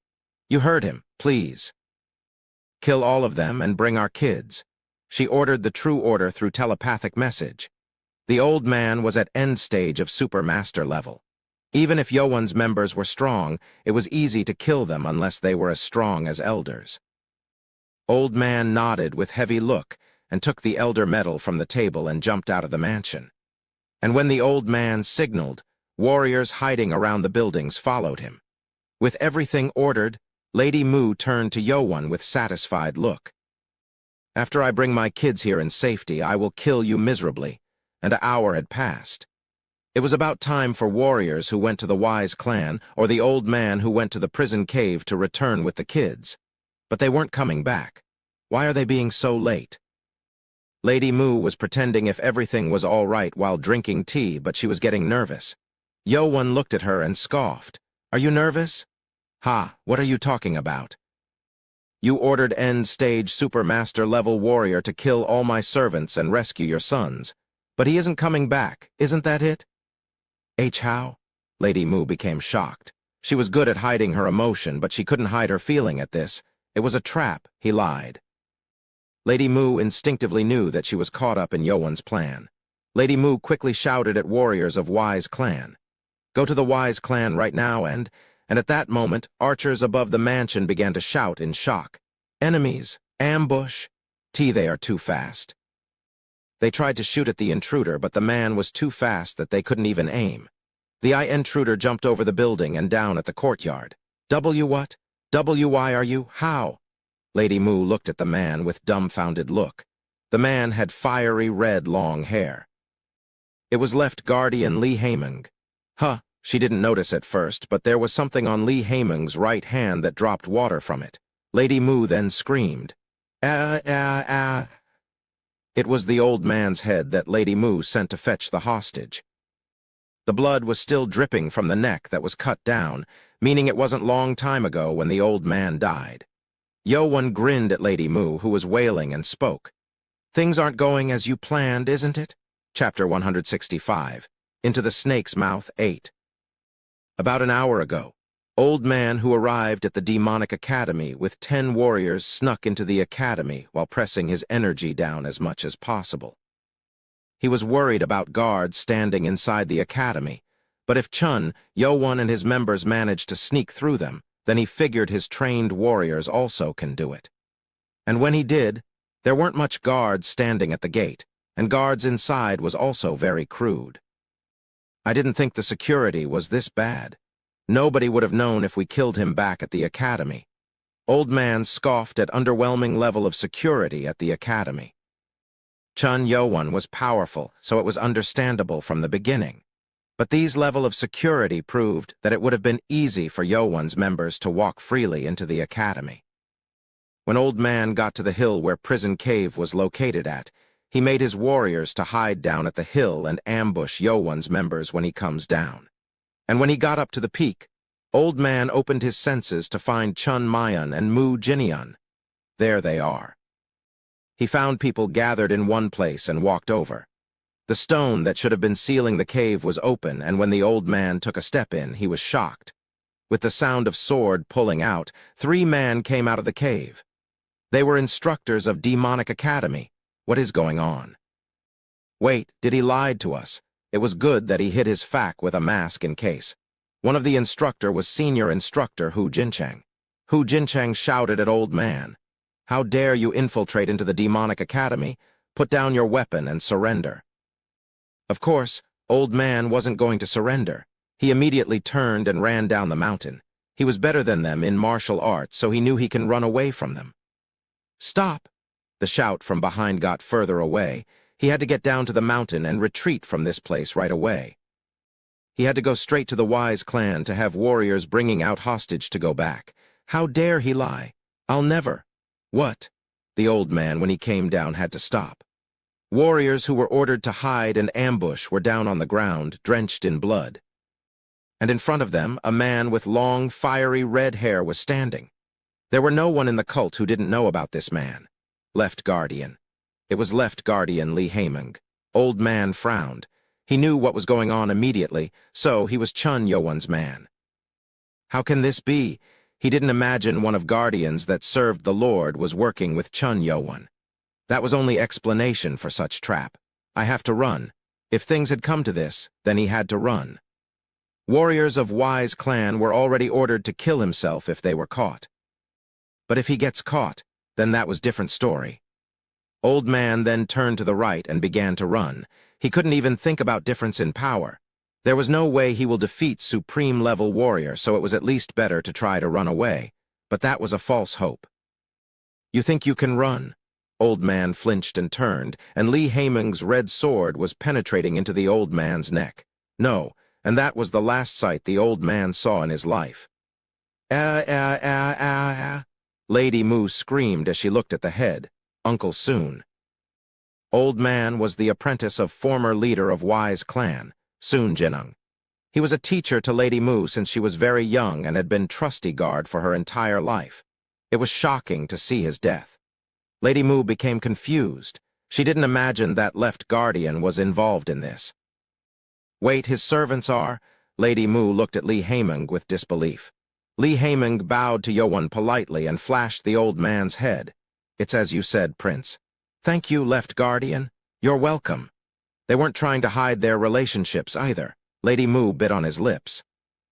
She shouted angrily at Li Haiming, Left Guardian, since when the Guardians supported a candidate of the heir, you are breaking the laws of the cult.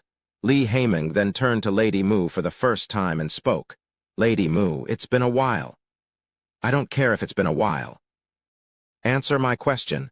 Li Haiming grinned at Lady Mu's anger. I am sure the competition is already over. That's. With every competitor defeated, only one who can try to become the heir was Chun Yo-won. If Yo-won doesn't fail in gathering approvals, then it was inevitable that he will become the future lord. And of course, for other candidates who were drove out, they would gain another chance if Yo-won dies, and that was why Lady Mu had set up this trap. Lady Mu became more angered at Li Haiming's attitude and gritted her teeth. You think this is over? Did you forget I still hold onto the people you love? She had failed in bringing her sons back, but she still had guard Jang and 2 of Chun Yo-won's members. Even if Li Haiming appeared here, she thought Yo-won will not try to do anything reckless while she still had hostages. But with Li Haiming here, I won't be able to kill him. I have to return back to the clan while I hold onto those hostages. If Chun Yo-won was alone, she could have done something by using her forces here, but with Li Haiming joined, then it was too late. 2 supreme-level warrior was enough to wipe out forces at the place. It was better for her to wait until elders from 6 clans to return. I have to join forces with them and kill Chun Yo-won. This is out of my boundary. If Chun Yo-won was alone, she would have found way to kill him, but if Yo-won had members then it was different. And as Yo-won looked at Lady Mu silently thinking, he spoke. You sure you have those hostages? Don't try my patience. I will kill that guard Jang to show you that I am not bluffing. Kill guard Jang? You think I can't do, but before she can finish, archers standing guard over at the roof shouted. No, Lady Mu, there's Anne. Archers seemed lost for words from shock, and Lady Mu opened her senses. She then turned grim. There were many signs of people outside the mansion. At least 300 people were circling the mansion now. What is going on? There was no lord at the cult right now, so it wasn't going to be warriors from the Guardians who went with the lord. Then who were these people? That's when someone jumped over the building and down at the courtyard. He had red silk clothes with yellow butterfly embroidery and makeups on his face. It was 11th Elder Huenyi. Who is this man? Huenyi never showed himself other than to lord or elder meeting, so Lady Mu did not know who this was. But she knew that he was a powerful man just by looking at his movement. Huenyi spoke to Yo-won. Huenyi, the leader of Ghost Illusion Clan, at your service, Prince. I have completed the order. Am I late? Ghost Illusion Clan. Are you the 11th Elder? Lady Mu became grim. She figured it wasn't any man, but she didn't imagine it was 11th Elder.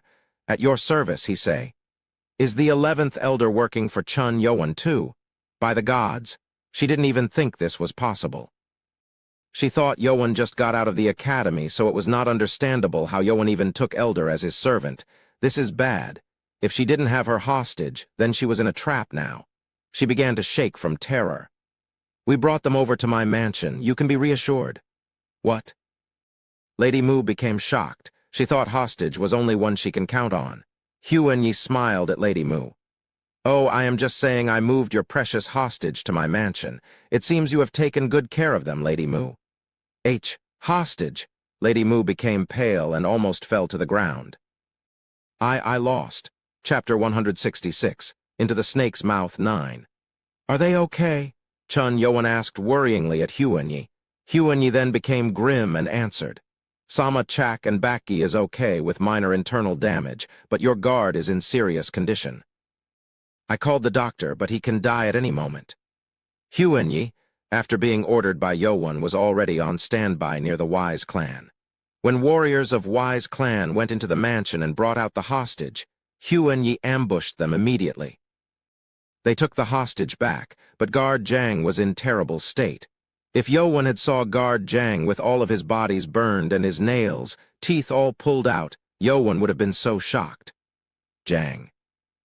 And as he heard that guard Jang was in verge of death, terrifying hostile aura began to rose out from Yo-won's body. The anger he had been holding back had finally exploded. What is that energy? It feels like he's strangling our heart. Warriors from Wise clan shivered at such tarrying energy. The aura coming out from end stage of supreme-level warrior was not something they can resist. He didn't use all of his power when he fought me. Huan-Yi realized that Yowan had not used all of his power back at his mansion. Huan-Yi was not yet at established level of supreme level. NNNNGH. How can I lose to such a boy? Lady Mu was confident in her cunning and strategic skills. She thought she had won as she saw through Yowan's trap, but she never imagined Yowan have hid such powerful cards. No. I can't give up now. She had done so hard to put the Wise clan at first rank within the 6 clans. If she were to accept her loss here, then the Wise clan's pride was going to drop to the ground. How can I get out of this? Think. She needed a way out as she couldn't fight against 3 supreme-level warriors anymore. And after slight second, she screamed toward Li Haimeng and Huan-Yi. Left Guardian, 11th Elder, you think you two will be fine from doing this? Li Haimeng asked back weirdly. What do you mean? Do you think you can harm the first wife of the Lord and the sister to the first Elder and be safe? Ha! Maybe this was more of provoking them, but she only had this way to get out of the situation. She had to warn them if they will be okay if Mu Jinwan, the first Elder, returns to the cult. Ha, this is interesting. I didn't think you would threaten us even at this situation. Huan-Yi even smickled at Lady Mu's threat. Chun Yoan then asked Li Haimeng coldly, Where are they? Your members are bringing them here?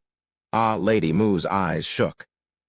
It looked like Yoan was talking about her son Chun Mayan and her brother's son, Mu Jinian.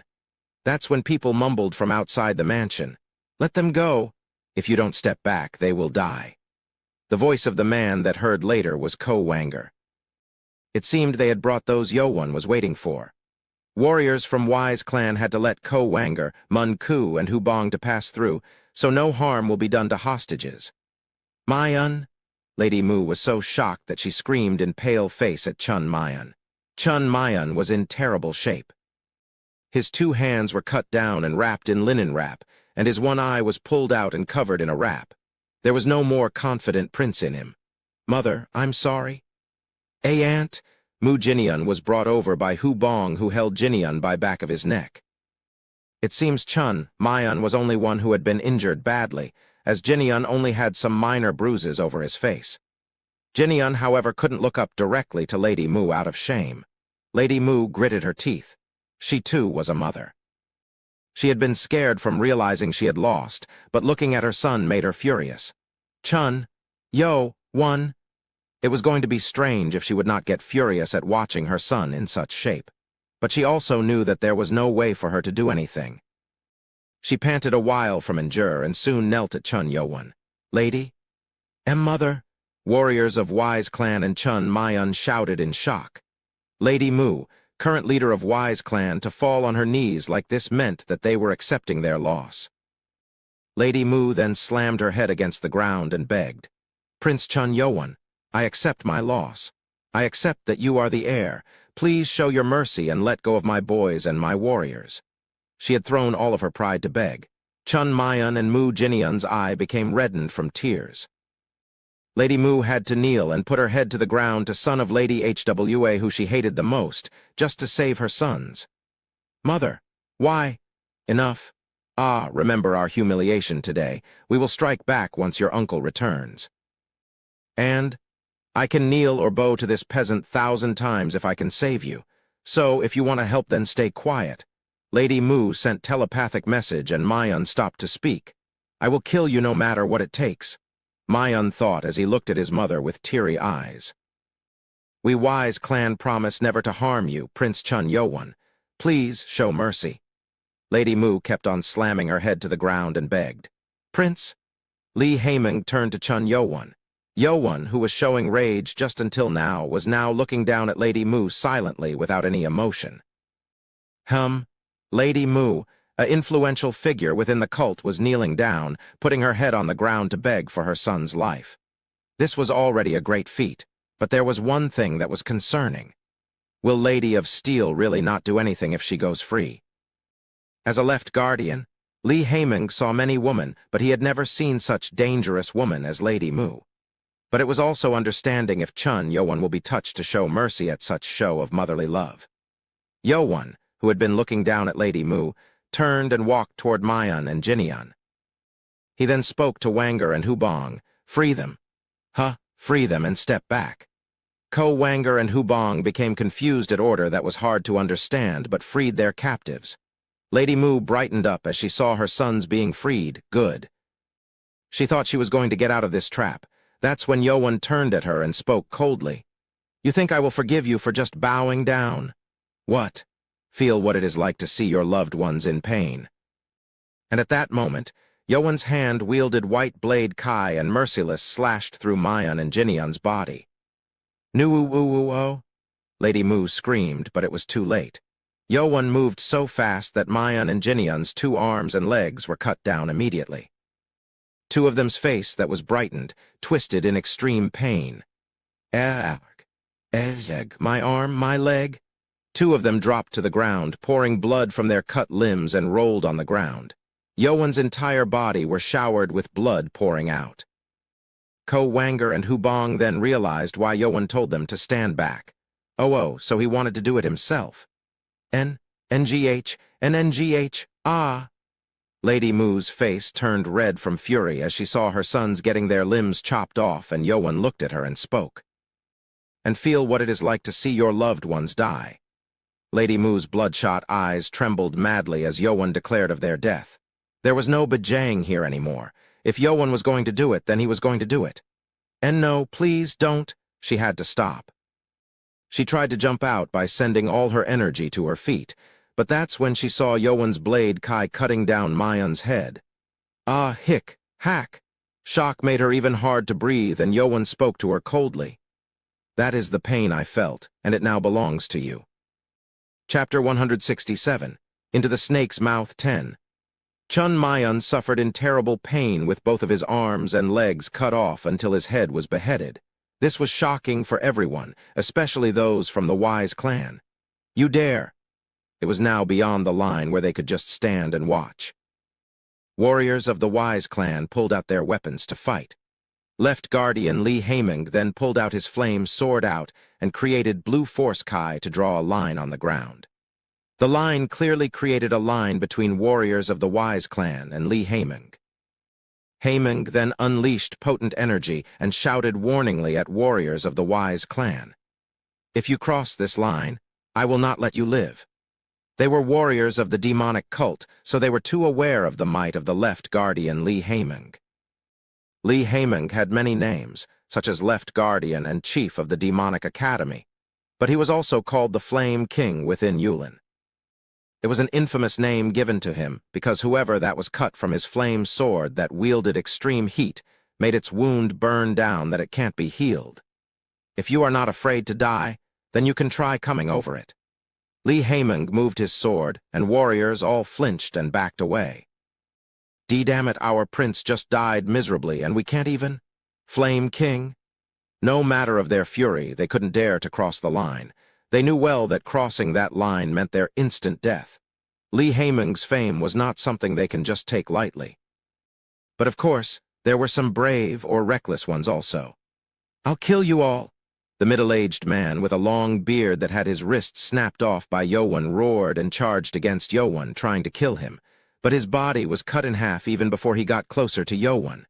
The man fell down on the ground while screaming. His spine and entire waist had been cut down, so it was not likely that he can endure such pain. NGH. The man flinched for a while and soon died. The blade with red engravings was dripped in blood.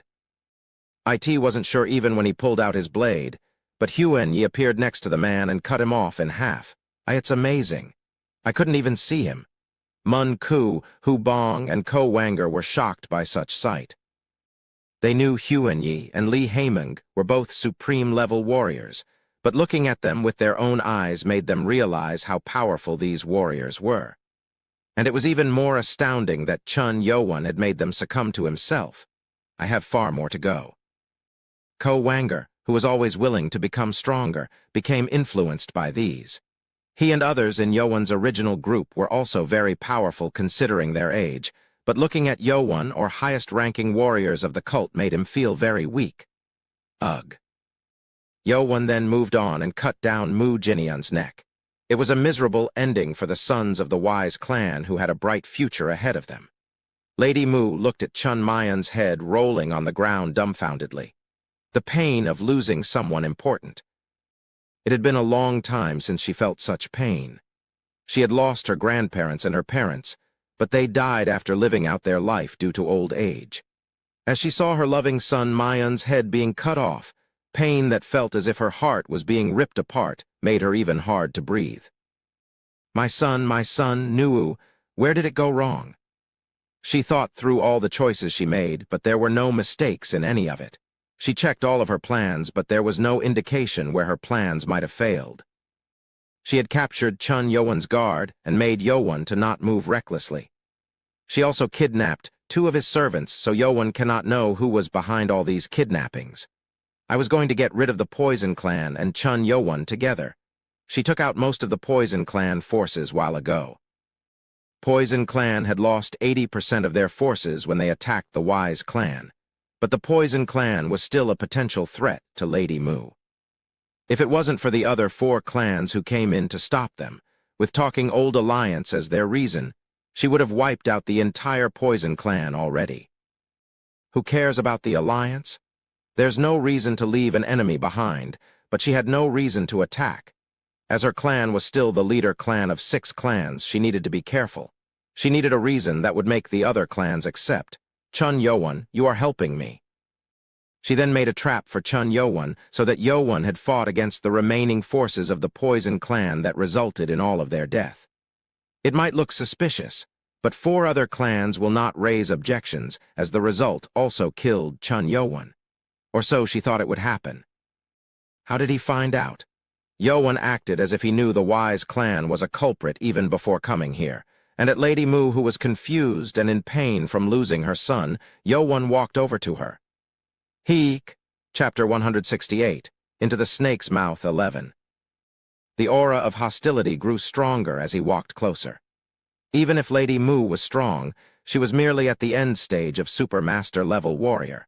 She couldn't bear to breathe under the pressure coming from Chun Yowan's end stage of supreme-level energy. Is he going to kill me here too? She had set up a trap so she can kill him, but it was she who was being threatened with death. She couldn't understand what had gone wrong. Chun Yowan got up to her and looked down at her. Did you feel enough pain? Why are you doing this to me? It's me who set up traps. Why did you kill my...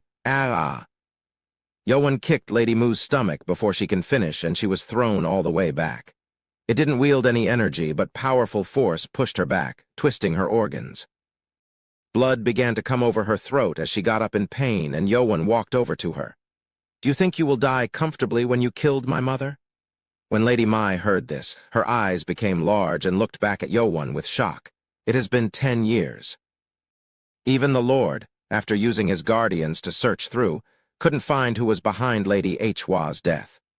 How did Chun Yowan find out? Yowan then pulled out a crumpled piece of paper and threw it at Lady Mu. There were full of writings in the paper piece, and Lady Mu read down with shaking eyes. It's Chun Jongsum from the Poison Clan. Chun Yowan, I have something to tell you. 10 hours ago, a little bit after noon at the mansion of the Poison Clan, a middle-aged man was being reported to by a warrior of the Poison Clan. I saw him being taken away by warriors from the Wise Clan. I couldn't hear correctly as I had to keep distance, but I saw the man with a long beard saying to that young man that the young man was a servant of Chun Yowan's. Is that all you have today? Yes, sir, that and the incident at the restaurant. I see. The warrior then went to his post, and the middle-aged man walked into the main room. Inside of the main room, there was a bed with a young man, scrawny and pale, barely moving from the bed. Prince, it's me. Uncle, you're here. The man who barely spoke over at the bed was Chun Jongsum, Prince of the Poison Clan. He was now able to speak after healing up tremendously. That alone was an amazing feat. It was after 2 days that Chun Jongsum woke up from passing out after trying to say something furiously, when Biko met Lady Mu. Jongsum originally had lost of any movement over his body, so he couldn't even move his tongue, but when he woke up again, he was able to speak again. It was a miracle happened due to his anger influencing his senses. He still couldn't move, but he was able to speak very slowly at least. So, the Wise clan, was there any move? Yes, there was. The middle-aged man was Thean Lai, remaining leader of the Poison clan, Beek Seng. The Poison clan failed on ambushing the Wise clan and had lost most of its forces. Remaining forces were now put to watch over the Wise clan, as they were afraid the Wise clan might move anytime to wipe remaining forces. You may not like to hear this, but Chun Yowan had appeared. Chun Jongsum's eye shook. He had shown no emotion recently, but he was definitely shaken from the news. Beek Seng began to report on what had happened recently, from Chun Yowan being found at the restaurant and one of his servant being kidnapped near the Wise clan's mansion. Chun Jongsum then realized something had happened between the Wise clan and Chun Yowan. Wise clan attacked his servant. Chun Jongsum thought for a long while. He thought that maybe this was his last chance to rise up again. Maybe I can make them fight each other. With main forces all wiped out, the Poison clan was focusing on surviving. It was miserable days for them. But Jongsum thought maybe he can use this. That bitch. Chun Jongsum knew who was really behind the death of Lady Hwa, mother of Chun Yowan. What if Chun Yowan finds out that Lady Mu not only attacked his servants, but also killed his mother? You two can kill each other. If that was the case, then either Chun Yowan, who destroyed his life and killed his grandfather Biko, or Lady Mu, who had blamed everything over at Poison clan and wiped them out, will die. Klee. Yes, Prince. What should we do? Write down what I say. Chun Jongsum made Beek Seng write down everything Jongsum knew revolving around Lady Hwa's death, and made it sent to Chun Yowan at once. Chun Jongsum cried in joy for getting a chance to avenge him, first time after he began his life in the bed. But the fate was dire for the Poison clan.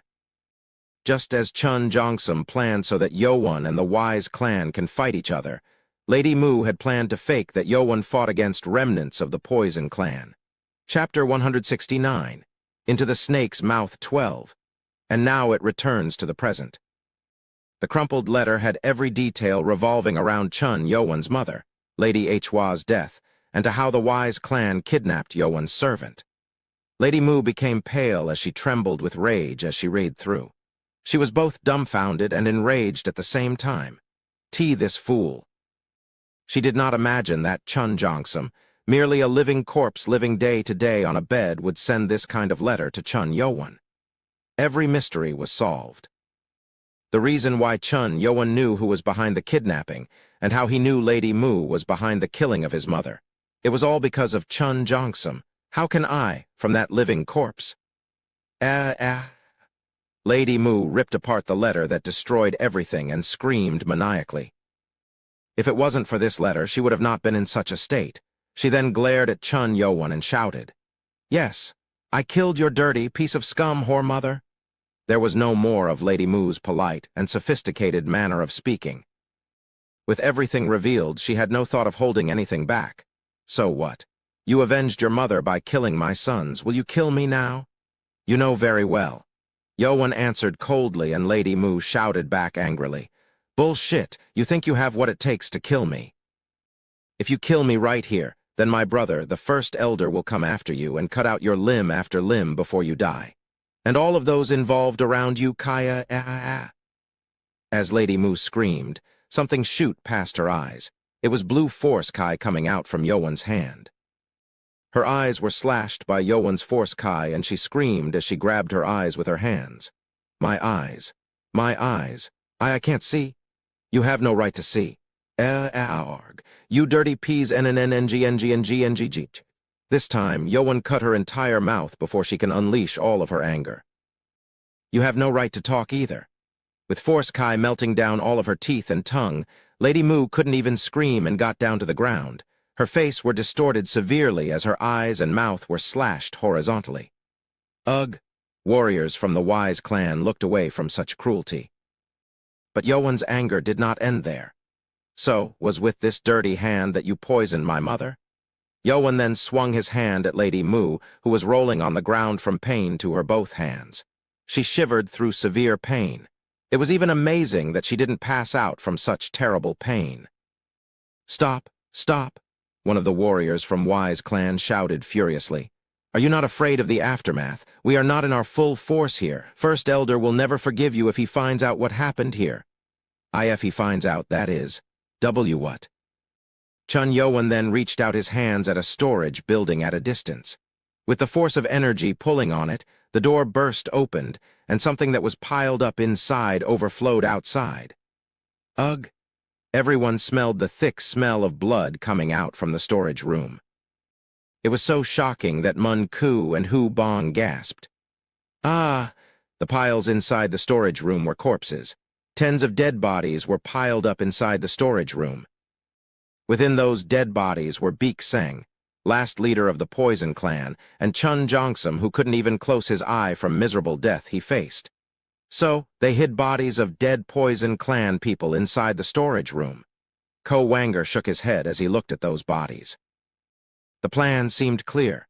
If they succeeded in their plan to kill Chun Yowen, they would have framed it that Yowen and the Poison Clan fought against each other and killed both parties as a result.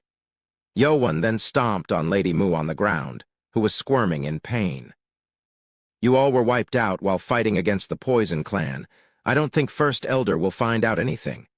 Warriors of the Wise Clan became grim. Yowen was going to use the trap that was set up to kill him against the Wise Clan themselves.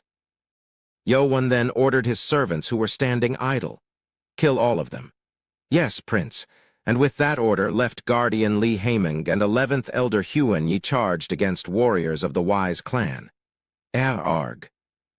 Two supreme-level warriors swung their sword and blade across the screaming of these warriors. This wasn't a fight, it was a one-sided massacre. No, Nuuwuo. She was blinded and she couldn't even speak, but she still had her ears functioning, so she heard screaming of warriors from her clan and moved about madly in rage. Chun Yowen then lowered his head and whispered at Lady Mu on the ground. "You will go last." For the first time and the last in her life, Lady Mu had felt both despair and regret. Chapter 170, Second Approval 1. Monsters? Warriors of the Wise Clan fought back as hard as they could, but it was no use. They were just prey in front of two supreme-level warriors. Few even tried to run away, but they were quickly captured by warriors of Ghost Illusion Clan who were circling around the mansion and was killed. Chun Yowen! Chun Yowen! At unending sound of warriors screaming from the massacre, Lady Mu felt her heart being stricken from her impending doom. When this painful sounds go silent, then it meant it was time for her death. It was surely ironic. She wished this agonizing sound to stop, but at the same time she also hoped to never stop. And after a long while, all the sound of people and screaming were gone and silence fell down on the mansion of the Poison Clan. "It is all done." Li Haiming spoke, and Yowen glared down at Lady Mu, who he was stepping above. It was her last moment, but he needed to do something first. 11th Elder. "Yes, Tilda Prince? Can you have your warriors search through Poison Clan's poison vault and use whatever poison they can find upon bodies of Wise Clan?" Oh. Li Haiming and Huan Yi smiled at Chun Yowen's cold and thoughtful order. Haiming and Huan Yi actually hid their unique skills and killed these warriors with just regular attack to look like they were killed by Poison Clan. With the poison added on top of that, it will surely look like the Poison Clan was behind this. A wise decision, my master. Huan Yi then walked out to fetch his warriors, and Yowen spoke to Lady Mu at the ground. "It's your turn now." Lady Mu flinched and began to tremble. Heart began to pound severely, and her bodies were drenched with sweat. No, I can't die like this. Nuo, please. Go down to hell and repent until you burn into ashes. With sharp kai penetrating into her right neck, she instantly fell to cold darkness. Next day, Castle of the Demonic Cult were noisy with unexpected news. All cultists residing in Lord's Palace and all clans were notified of certain news, and this was so shocking that it shocked all who heard it. It was a news that due to fight between Wise Clan and Poison Clan, Poison clan who were merely left with few members were wiped out. This became so shocking that everyone talked about it. What? Is it true? By the gods, one of 6 clan just wiped out in a night. How is that even possible? What is the world going to? The Poison clan is gone, but what's more shocking was the news of the Wise clan. It was said that over 200 warriors of the Wise clan were found within mansion of the Poison clan with their bodies melted from poison or corrupted. This site was found by staff who daily visited the Poison clan to deliver poison ingredients. 9th Elder was now on the scene, looking into the matter. Is that true? It's terrifying, so the Poison clan didn't go down quietly. I'm not sure what will happen when the Wise clan leader returns. I don't think there won't be much. It's not like you can do something to the dead. The Poison clan who were responsible for these death of Wise clan were all dead. But see? Prince Chun Mayan was also found at the scene. Wasn't he in the Demonic Academy? Yeah, Demonic Academy also posted a notice too. They say that Wise clan attacked prison cave of the Academy and helped escape Chun Mayan and son of the 1st Elder. What? They attacked Demonic Academy? Wise clan is powerful, but to broke the laws of the cult. HMPH. It seems instructors there caught some of these criminals. Well, I guess we need the Lord back to fix these things. Yeah, seriously. It hasn't been long since they went out, and things are going messy. Atmosphere within the cult began going really bad. Cultists thought that beginning with members of 6 clans being killed within the Academy, fight between 6 clans were becoming more severe. All of cultists hoped that the Lord will come back soon, and at the office of the Ghost Illusion clan, many people were coming in to report to Huenyi. Huenyi was sitting on this desk to work in a long time. A middle-aged man reported to him. Our men from the Bijak streets returned. We are spreading ill rumors, and people are now focusing on the Wise clan. Good work. Huenyi smiled and complimented the man. Surprisingly, part of the rumor spread within the cult was intended. Ghost Illusion clan, one of covert group of the cult, were good at controlling the mass. It didn't even need lot of work. Of course, there's no one to stop us. If the Poison clan or the Wise clan was present, then they would work to stop these rumors from spreading. But Poison clan was no more, and every Wise clan that remained in the cult was also gone. So the truth were completely covered under the false truth that replaced Prince Chun. I am astounded. All of this was done from direct order of Chun Yowan.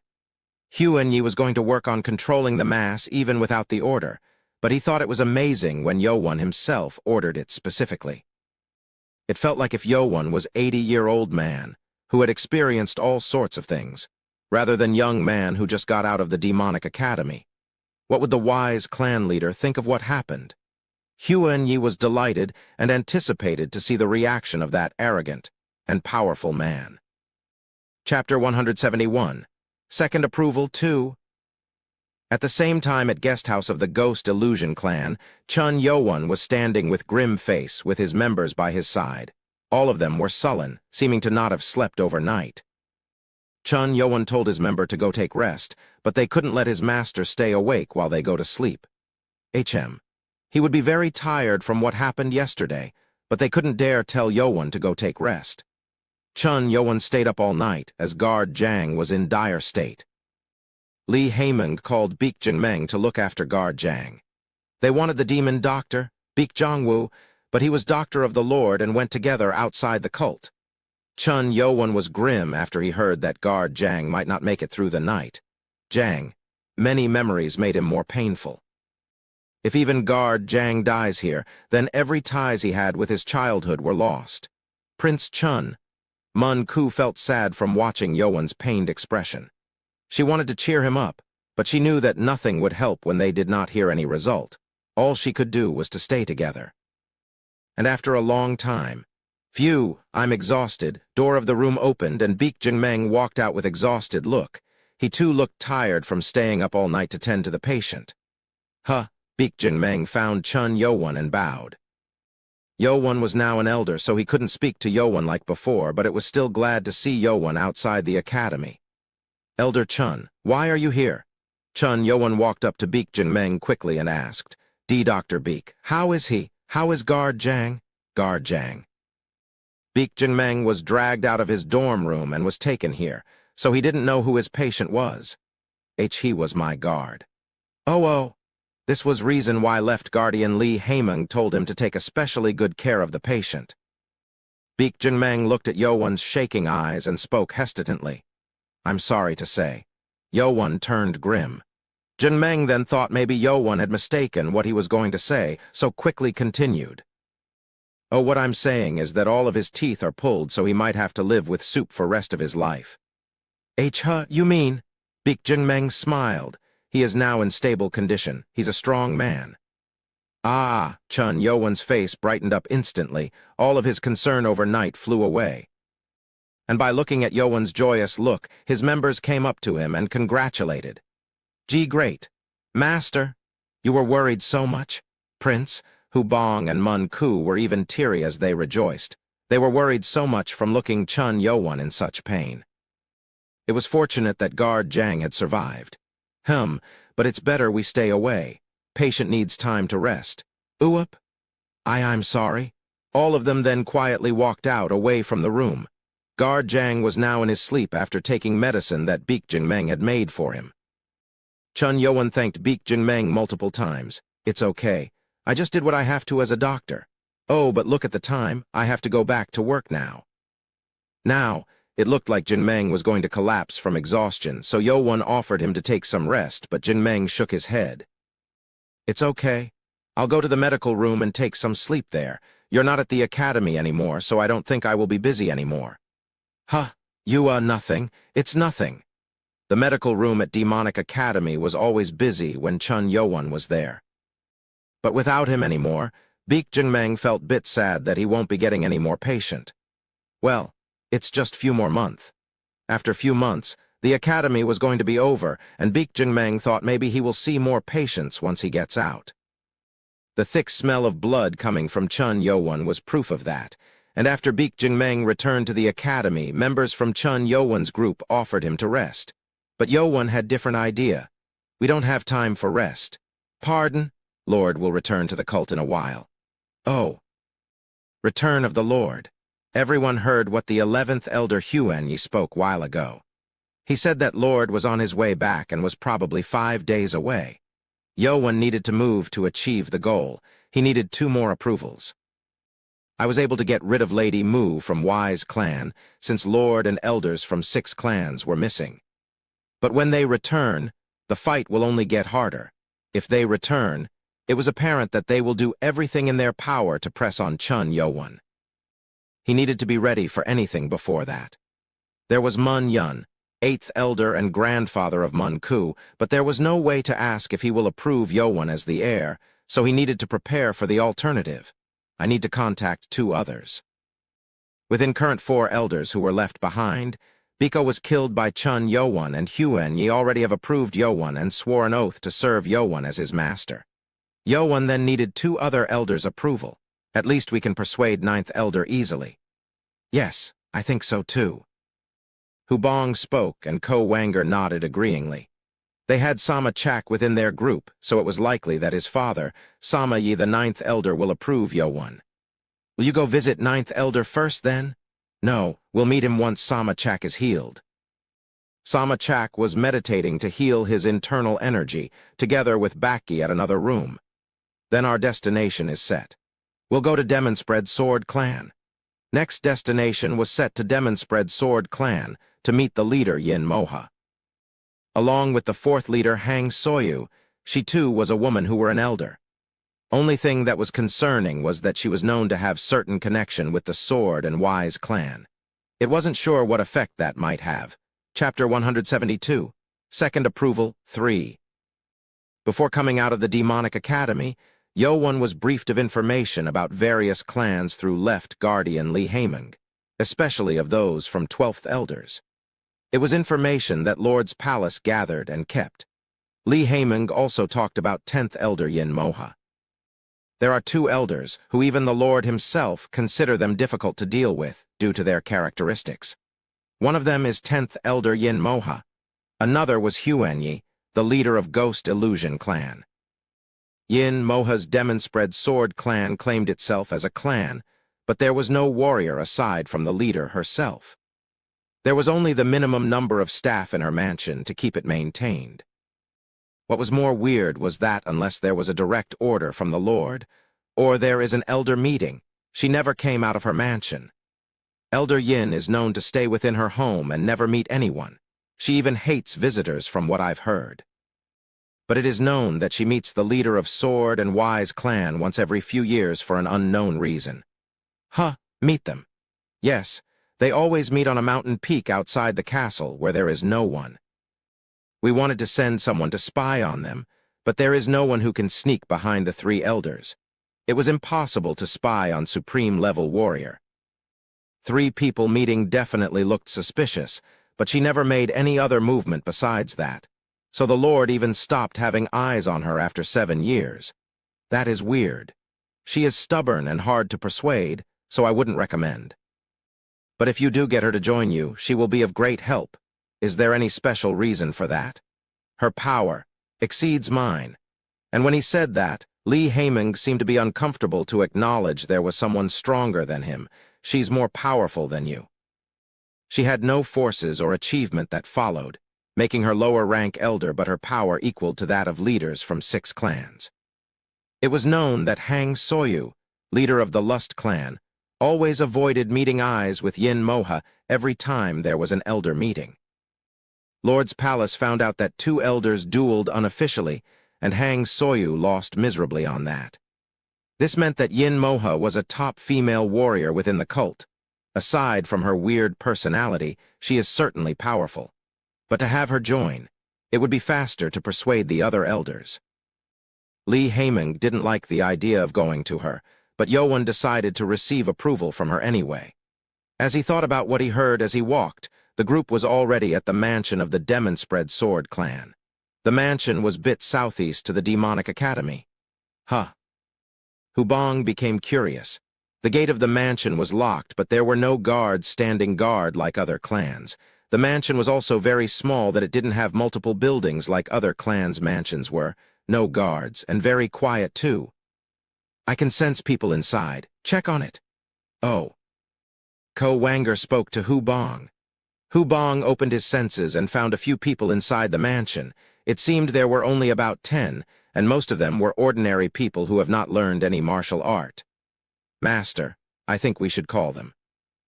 Yoan nodded, and Hubong knocked on the gate and shouted, "Is there anyone there? Excuse me?" And when Hubong shouted few more times, someone ran over to the gate and opened. A middle-aged man, looking to be staff who takes care of cleaning, appeared with a broom.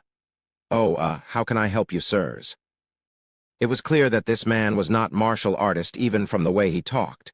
It was true that Yin Moha didn't have any martial artist around. Hubong spoke to the man. "This here is 12th Elder Prince Chun Yoan. We are here to meet with 10th Elder. Please let her know." What? 12th Elder? Man's eye turned wide and looked at Chun Yoan. It was surprising to see a sudden guest, and it was even more shocking to find out that the guest was elder of the cult. But the demon-spread sword clan was not keen to outside news, so they didn't know the name of Chun Yoan. This young man is elder? The middle-aged man seemed hard to accept that young man like Yoan was an elder and looked back suspiciously.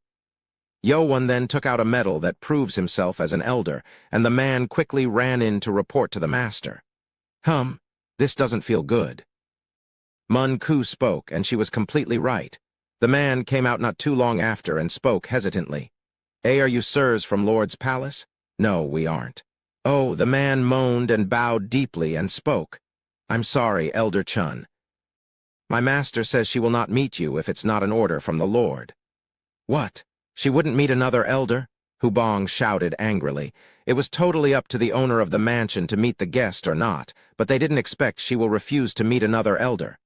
Yoan moaned. He thought she would at least show her face, but that wasn't the case. It seemed that another method was needed to meet with 10th Elder, Yin Moha. Should I provoke her as a martial artist's way? Chapter 173. Second Approval 4.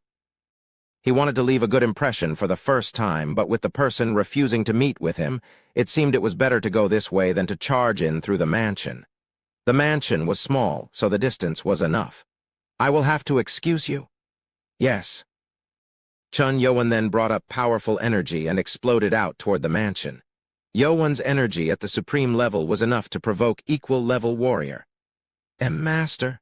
Ko Wanger, Mun Ku, and even Hu Bong were shocked by the power. Ones with weaker internal energy felt their legs shaking from powerful energy pressing down on them. Na. The man, who was just an ordinary man, became pale and slumped down to the ground. With such powerful energy focused on the mansion, it was sure that Yin Moha will react in some way if she is interested as a martial artist. But there was no reaction from inside. Yoan became dumbfounded. "Is it as Left Guardian said?" He didn't think she would be this much uninterested in outside affairs.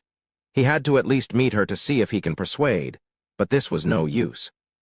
Yoan thought for a while and decided to check on something before he left. Left Guardian said she has some ties to the Wise and Sword clan. If she is their supporter, then Yoan needed to strike her down sooner than later. If Yin Moha, powerful martial artist equaling to those of elders from 6 clans, support them, then it only meant Yoan's forces will be in trouble. "Can you send my message to the 10th elder then?" "Why, yes." "Of course," the staff answered quickly with a frightened voice. "Tell her I asked, do you walk the same path with Wise and Sword clan?" He decided to ask directly. If she is truly their supporter, she will react, and if not, she will not show any response. Wait a second. The man grabbed his shaking leg and walked back into the mansion. Ko Wanger then asked Chun Yoan with a curious look. "Master, are you not here to receive approval from the 10th elder? Why do you ask such a thing?" It was natural, as only Yoan was the one who heard about the connection of the 10th elder with Sword and Wise clan. Yoan then answered to Wanger, "I'm checking to see if she'll remain as an observer or become an enemy." "So, you've given up on her mettle." If she was this stubborn, then it seemed impossible to persuade her to join them anyway. The best scenario, then, was to have her remain as neutral in the fight between 6 clans, and it was not long after the staff went back into the mansion. Yoan turned to the inside of the mansion. Sharp energy began to rumble from inside, and Yoan became grim. So, she's the latter. From the energy, it was sure that she wasn't going to be an observer. What is with this energy? Ko Wanger and Mun Ku also felt the energy bit after Yoan and became shocked. This was as powerful as the energy that unleashed from Chun Yoan just a moment ago. It was certain that this energy was coming from the owner of this mansion. That's when the staff ran out in a pale face and spoke to Yoan and his members. Master wants you to come in." 10th Elder Yin Moha invited them in. Yoan nodded and walked into the mansion. As he walked over the gate, there was a large yard that was filled with sand, and the building that Yin Moha lived. "Oh, she's the 10th elder," Mun Ku looked at the mansion intriguingly. On the inside of the building, at the terrace, there was a woman looking to be in her 50s, with white clothes.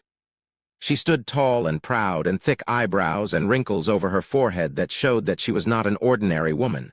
Sword, and on her right hand, there was a sword. It seemed she didn't invite for hospitality.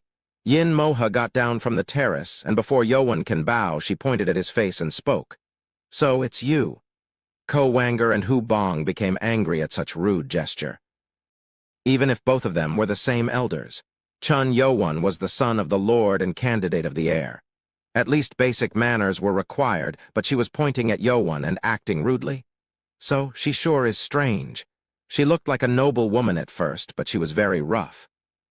It was possible to see why even the Lord considered her difficult. Even to her attitude, Yoan did not mind it and bowed. 12th Elder, Chun Yoan here to meet 10th Elder Yin Moha? "Bah, I don't care if you are from Chun or the Elder. I pay no respect to anyone other than the Lord of the cult." It was merely an introduction, but she was hostile. Yoan became grim. So, she's with the Wise and Sword clan. If that wasn't the case, there was no reason for her to react in such a way. That's when Yin Moha suddenly pulled out her sword. What? What is she doing? Yoan's members became grim at Yin Moha's sudden movement. The sword revealed its dark, cold steel blade, and she charged against Yowon with a hostile look and shouted, "You said what? Same path? You dare consider me as those despicable betrayers? I will teach you a lesson." And with that, Yin Moha charged like a lightning and unleashed powerful sword movement at Yowon. Mun Ku shouted with shock, "Prince, watch out!" And in that short moment, Chun Yowon's eye grew large. This powerful sword formation, that increased its power by having 18 sword movement combining itself, was the formation that Yowon very well knew. True Demon Sword. This was the True Demon Sword, the sword skill created by Sword Demon, that 10th Elder Yin Moha was using. Chapter 174, Second Approval 5. True Demon Sword is the sword skill left by Sword Demon, legendary swordsman from 500 years ago.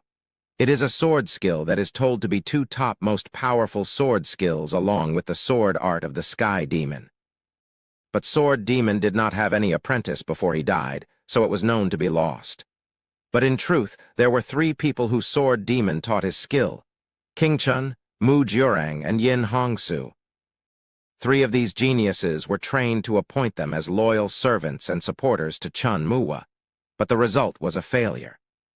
King Chun and Mu Jurang used their identity of being apprentices of the Sword Demon to force a marriage with the Lord Chun Muwa. Sword Demon was then disappointed and banished them from apprenticeship. Sword Demon thought that his title of world's strongest man had tainted his apprentice for greed and never taught the true martial art until he died. And with that, it was known that Sword Demon's one-man clan, Sword family, was said to be finished. But here was now the true demon sword that was known to have gone. Yin Moha's powerful sword formation that was combined with 18 sword movement charged toward Chun Yowon. Second formation. Chun Yowon, who had the book of True Demon Sword transferred already, acknowledged the formation right away. The power was amazing, but Yowon knew what this formation was in every detail. Yowon took out the cold steel sword from his waist, and without even doing any special formation, Yowon thrust his sword into the middle of 18 sword movements coming at him. And with pushing the Force Kai into the sword to create reflective energy, the sword formation was instantly countered. What? Yin Moha became shocked. The place Yowon had thrust was the sole weak point of the formation. He countered True Demon Sword's formation in just once? It was hard to believe. She had never had one to counter her sword formation ever since she learned it. She quickly took steps to get some distance and shouted at Chun Yowon. "What are you? How did you counter my sword formation?" "What am I? I'm the one who's curious. Where did you learn that sword skill?" Yin Moha became shocked at Yowon's question. She thought nobody would recognize her sword skill that was known to have been lost 500 years ago, but it seems Yowon knew very well of what it was. He knows the True Demon Sword. But how can't he? Yin Moha was shocked but didn't show her shock and shouted, "It's sword skill from my clan." "What are you talking about? True Demon Sword is the sword skill of Demonspread Sword Clan. That is the most absurd thing I have ever heard. I didn't know Sword Demon had an apprentice." "True Demon Sword?" Ko Wanger, Mun Ku, and Hubong became shocked at Yowon's word. Every cultist of the demonic cult knew about the legendary swordsman Sword Demon and his unique True Demon Sword skill. It was also famous that the skill was lost in history. Cultists who weren't told of the truth didn't know much detail and were ashamed that one of 2 powerful sword skill was lost. The sword formation just now was True Demon Sword. Is that real? Sword skill of the Demon Sword. They all just thought Yin Moha's supreme level power was behind such powerful sword formation. If what she just used was truly the True Demon Sword, then it meant they just witnessed the legend. What's more surprising was Chun Yowon, who had countered such legendary formation in just one sword thrust. Yin Moha frowned and asked at Yowon, Are you the successor of the Anonymous?" Anonymous. It just meant it can be anyone, but she spoke as if she was talking about specific someone. Yowon asked back confusingly, and Yin Moha became more confused. "So he's not related to Anonymous?" "Well, he will never teach one who is not related to the sword family. But how does he know about the true demon's sword? And just as Yin Moha became confused, Yowan also was deep in thought. Yowan was able to learn every martial art that Sword Demon left after passing the 6th test and gained access to the underground treasure vault. I thought Elder Yin had learned it through the same route, but it's not. She doesn't know about the place. That was certain. Only ones who knew that there were skill book left by Sword Demon at underground treasure vault of the Demonic Academy were 3 guardians that kept Sword Demon's will for 500 years. Chun Yowan was only one who passed the 6th test in 70 years, so even Chun Yuzhong, the current lord, did not know its existence. There's something more. Yowan figured out there was something he didn't know and asked, "How did you learn that sword skill?" "Fool. How do you know the true demon's sword?" Yin Moha did not hide that what she used was true demon's sword anymore. She understood that the counterattack that Yowan did was only possible when the one knew the formation to every detail. It wasn't just happened from talent or luck. True demon's sword skill belongs to the sword family. I need to hear your secret. She sure was stubborn. She did not answer to Yowan's question and kept on asking her. There was no need for further respect. Chun Yowan shook his head and spoke. "And you are not from the sword family either, are you not?" Chapter 175, Second Approval 6. Yin Moha gritted her teeth. It seemed Yowan had angered her much, so she frowned and shouted, "Who do you think you are talking to? Ha, okay, we are martial artists, so we talk with swords. I'll beat you and find out myself." Yin Moha claimed strongly, and Yowan narrowed his eyes. She should have understood that true demon's sword will not work, as Yowan just countered it. Then where was her confidence coming from? Ha! Yin Moha then charged again, with sword formation unleashed at Yowan. It was the same sword formation from the true sword demon, but it had some alterations and fixed its weakness. It's different. Yowan quickly swung his sword and defended himself. He would have been struck if he did not know original sword formation, but with its weak point removed, he only could defend through each sword movement. Let's see how long you can defend against. Yin Moha's sword became faster. She had trained in true sword demon for a long time, so the sword formation was now evolved in her hands. This showed that just knowing the sword skill wasn't enough. Then, Chun Yowan then changed his method to counter. His stance became equal to that of Yin Moha's. Huh. Sound of swords clashing filled the area. Yowan was now reacting with the same sword movement to that of Yin Moha. Huh. He's using the same movement? Yowan's members gasped in astonishment. It was already astonishing to see Yin Moha using her sword, but it was even more astounding when they saw Yowan doing the same. This is incredible. So, Master knew the true demon's sword too. If that wasn't the case, then it wasn't possible for Yowan to do the same movement like that. When Chun Yowan quickly copied the changed sword movements, Yin Moha's eye turned colder. He truly learned the true demon's sword. She felt Chun Yowan's enormous power every time she clashed her sword with him. She was certain that if she spends more time dueling, it will not bring her victory. Then she needed to go for the weak point. Will it be possible? She had a secret weapon. It was just one look at the shocking sword formation, and she spent all her life in trying to learn it. And after 3 full years of training, she had perfected just this one formation. I was saving it so I can use it against those fools. She had a goal on who to use this, but she also wanted to test this out. Yin Moha then decided and jumped back to put distance between Yowan. She then readied a different stance. It wasn't the true demon's sword. Yowan turned grim. It was astounding when Yin Moha used the true demon's sword, but it wasn't as much as now. She jumped out and charged with ordinary sword movement. Where did I see that from somewhere? 7 Demon's Sword. Ko Wanger and Mun Ku also recognized the sword movement. That was the same as the 7 Demon's Sword. It was an unexpected sword formation. Yowan quickly changed the way he held on the sword and defended the attack. Yin Moha's sword movement was just the start. As she moved onto the second and third, the power began to grow exponentially. Yowan began to be pushed back. Chimph. You think you can defend against this sword formation? Yin Moha's eyes became filled with arrogance. But that arrogance didn't last long, She didn't know, as she had to focus on the formation she was using against a real enemy for the first time. But Yowan's sword movement that she first thought it was just for defense was similar to the sword movement that she was using. What is going on? And with the seventh sword movement being unleashed equally, she was able to acknowledge correctly. The attack was just turned upside down in order it was used. Her sword movement that powered out on Yowan was now being pushed back as Yowan began to move forward. Ah! And when the 10th movement struck against each other, she was pulled in. Yowan's sword movement stormed like a giant tornado and struck against Yin Moha's sword movements and scattered her power away. How do you know this formation? She became pale and shouted in shock and tried to use Force Kai over the sword movement to defend, but it was no use. The sword formation used by Chun Yowan was a much higher level than the one she used. Her formation was already countered even before she can barely use, and she couldn't pull out her sword from the torrent that Chun Yowan's sword formation created. And no, I can't defend it.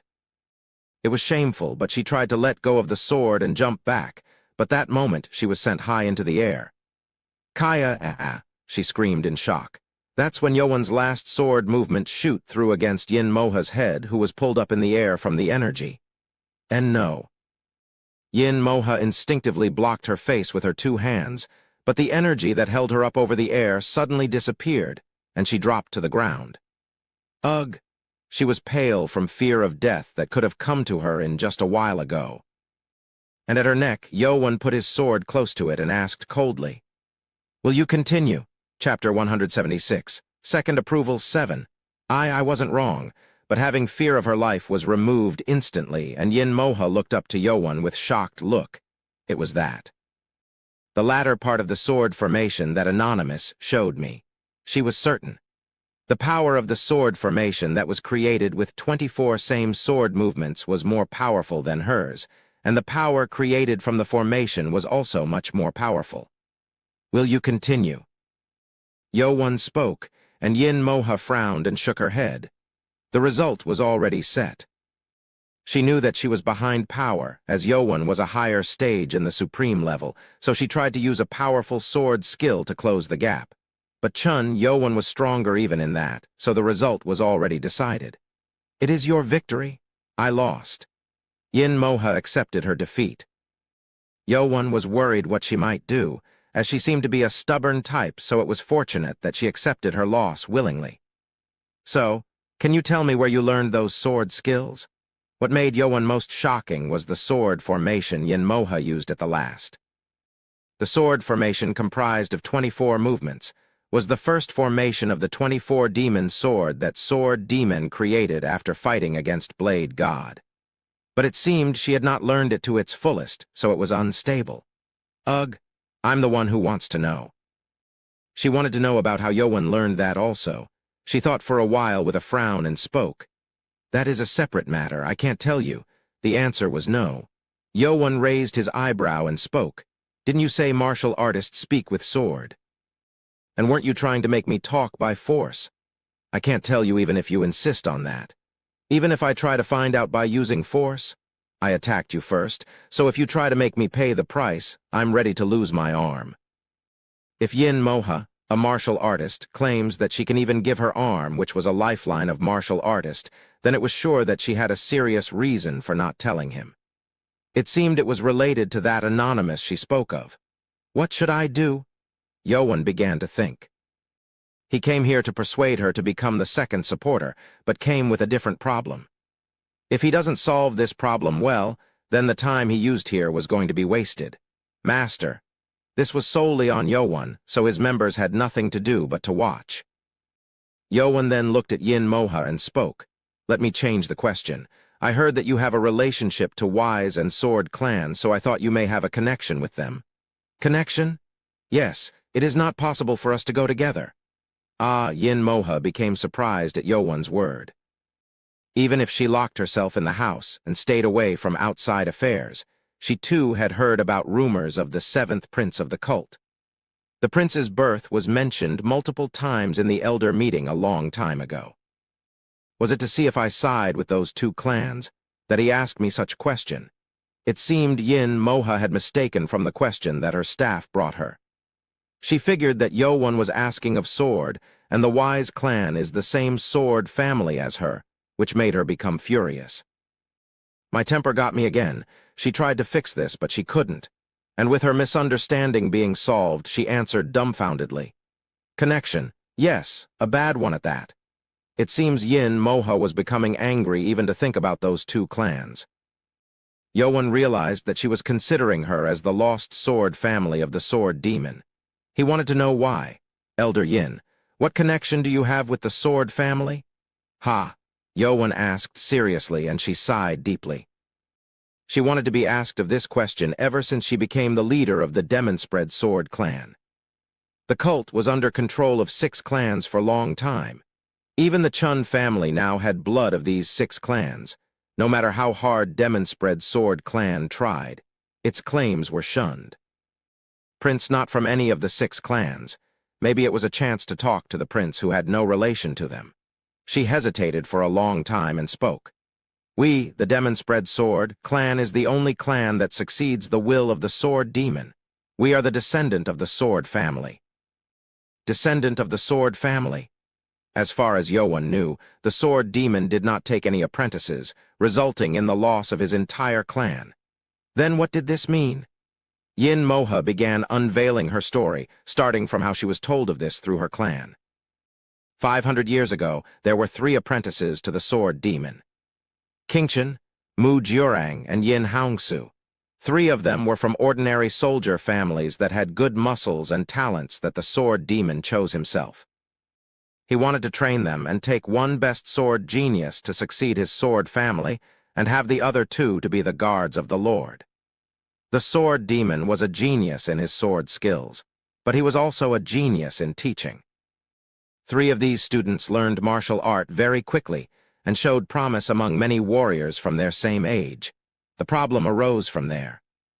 Sword Demon considered loyalty to the cult as the most important trait required. But unlike his wish, Qingchen and Mu Jiurang began to grow in greed and were helped by other clans to force their marriage with the Lord. And with approval from the elder meeting, it was decided quickly. This greatly disappointed the Sword Demon. The Sword Demon thought that his achievement and feat have clouded their judgment and drove them into greed. Chapter 177, Second Approval 8. Sword Demon shunned them from his apprenticeship at once. But that anger also came to Yin Hongsu, who wasn't involved in the greed. Yin Hongsu was also shunned. He had tried so hard in trying to learn the sword so he can succeed the Sword family, but that wish was gone due to the other 2 men. My ancestor, Yin Hongsu, was banished like that, but he never forgot about Sword Demon. And when Sword Demon died without taking any further apprentice, the Sword family was lost forever. Yin Hongsu did not want the legend to be gone forever, so he claimed that he was the successor and created the second Sword family. But that wasn't approved.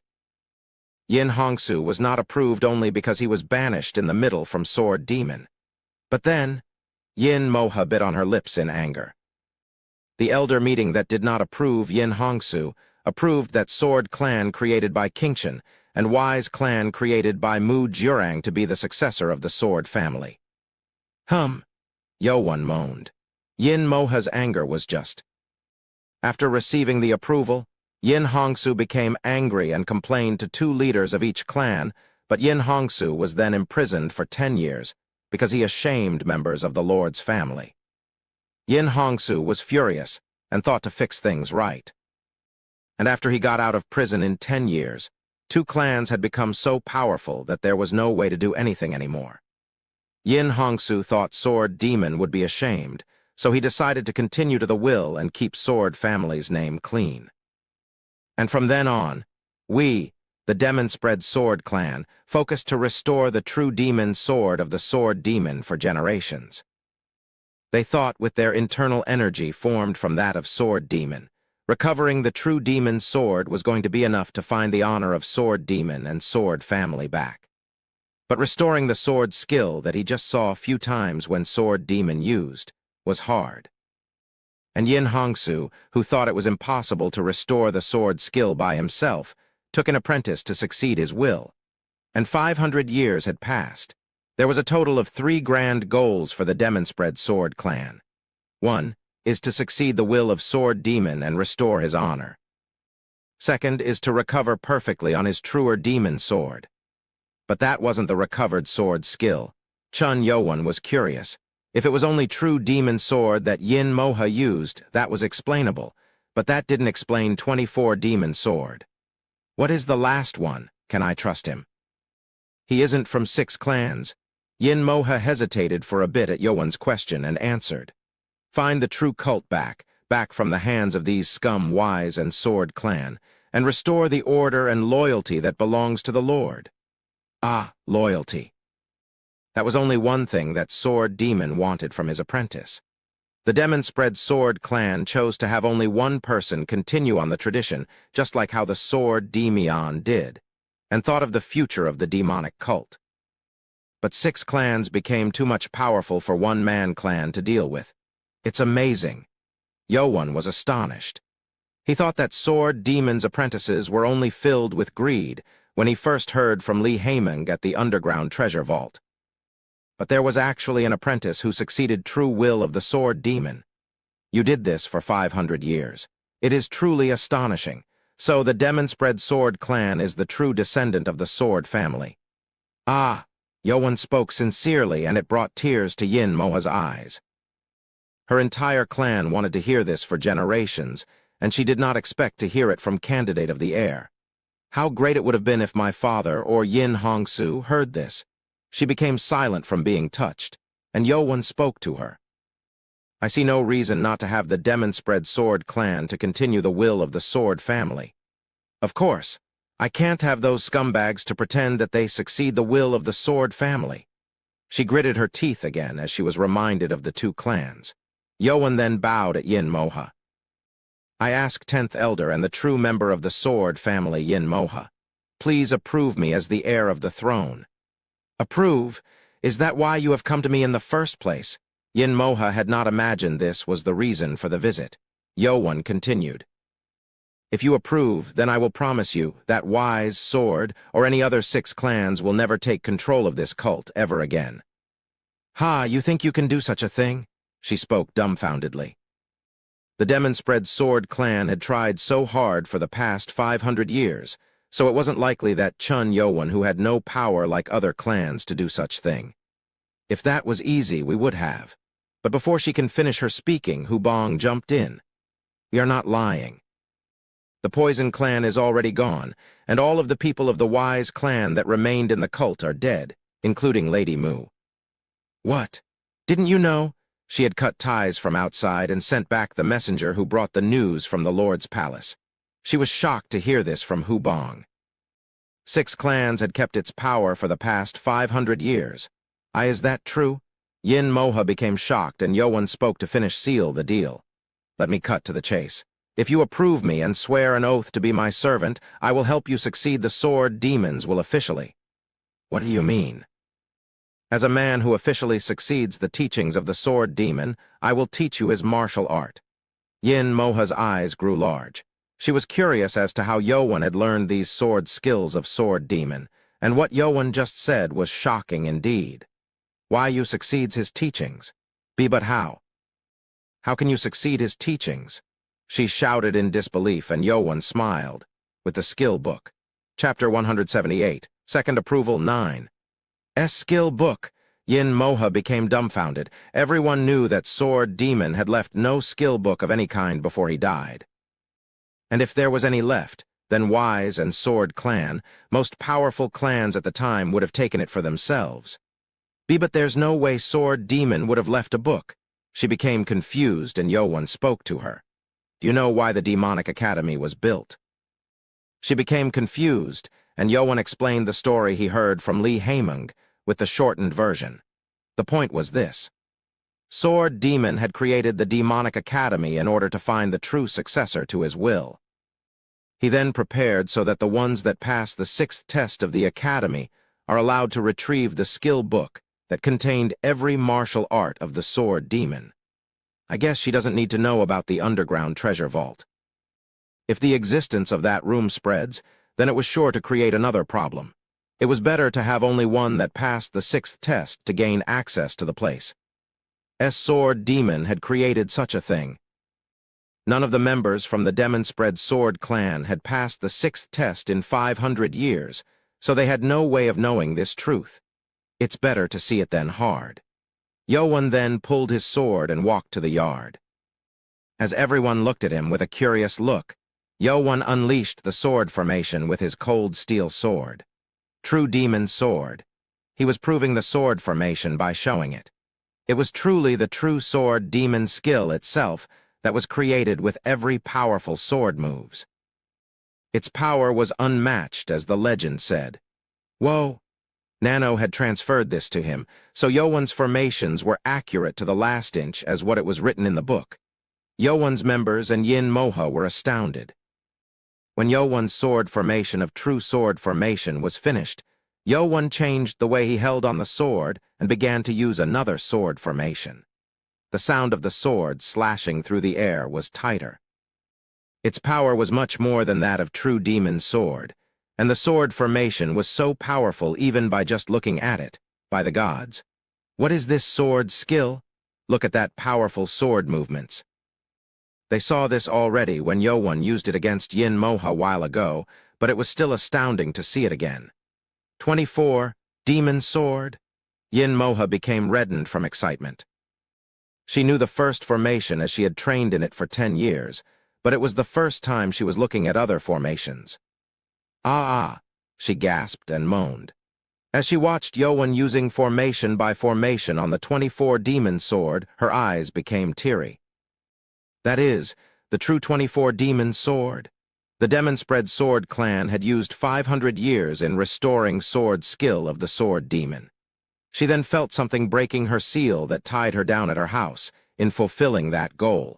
And when she saw the light coming into that dark barrier, Master? Yin Moha fell to the ground, and the staff that was still around tried to run up to her in shock. Mun Ku stopped him. Wait. Why, yes, it would have become a serious problem if Mun Ku had not stopped him. Yin Moha wasn't just dropped to the ground, she was meditating. A light in varying color began to shine from her, and powerful torrent began to unleash from her. What is going on? Workers inside the mansion became shocked and looked at her. Yin Moha's body was shining in 5 colors of light. Ko Wanger mumbled in astonishment. 5 Kai unification. Yin Moha had entered 5 Kai unification. It was the last stage to become at the end stage of the supreme level. She received understanding. Yowan retrieved his sword and looked at Yin Moha.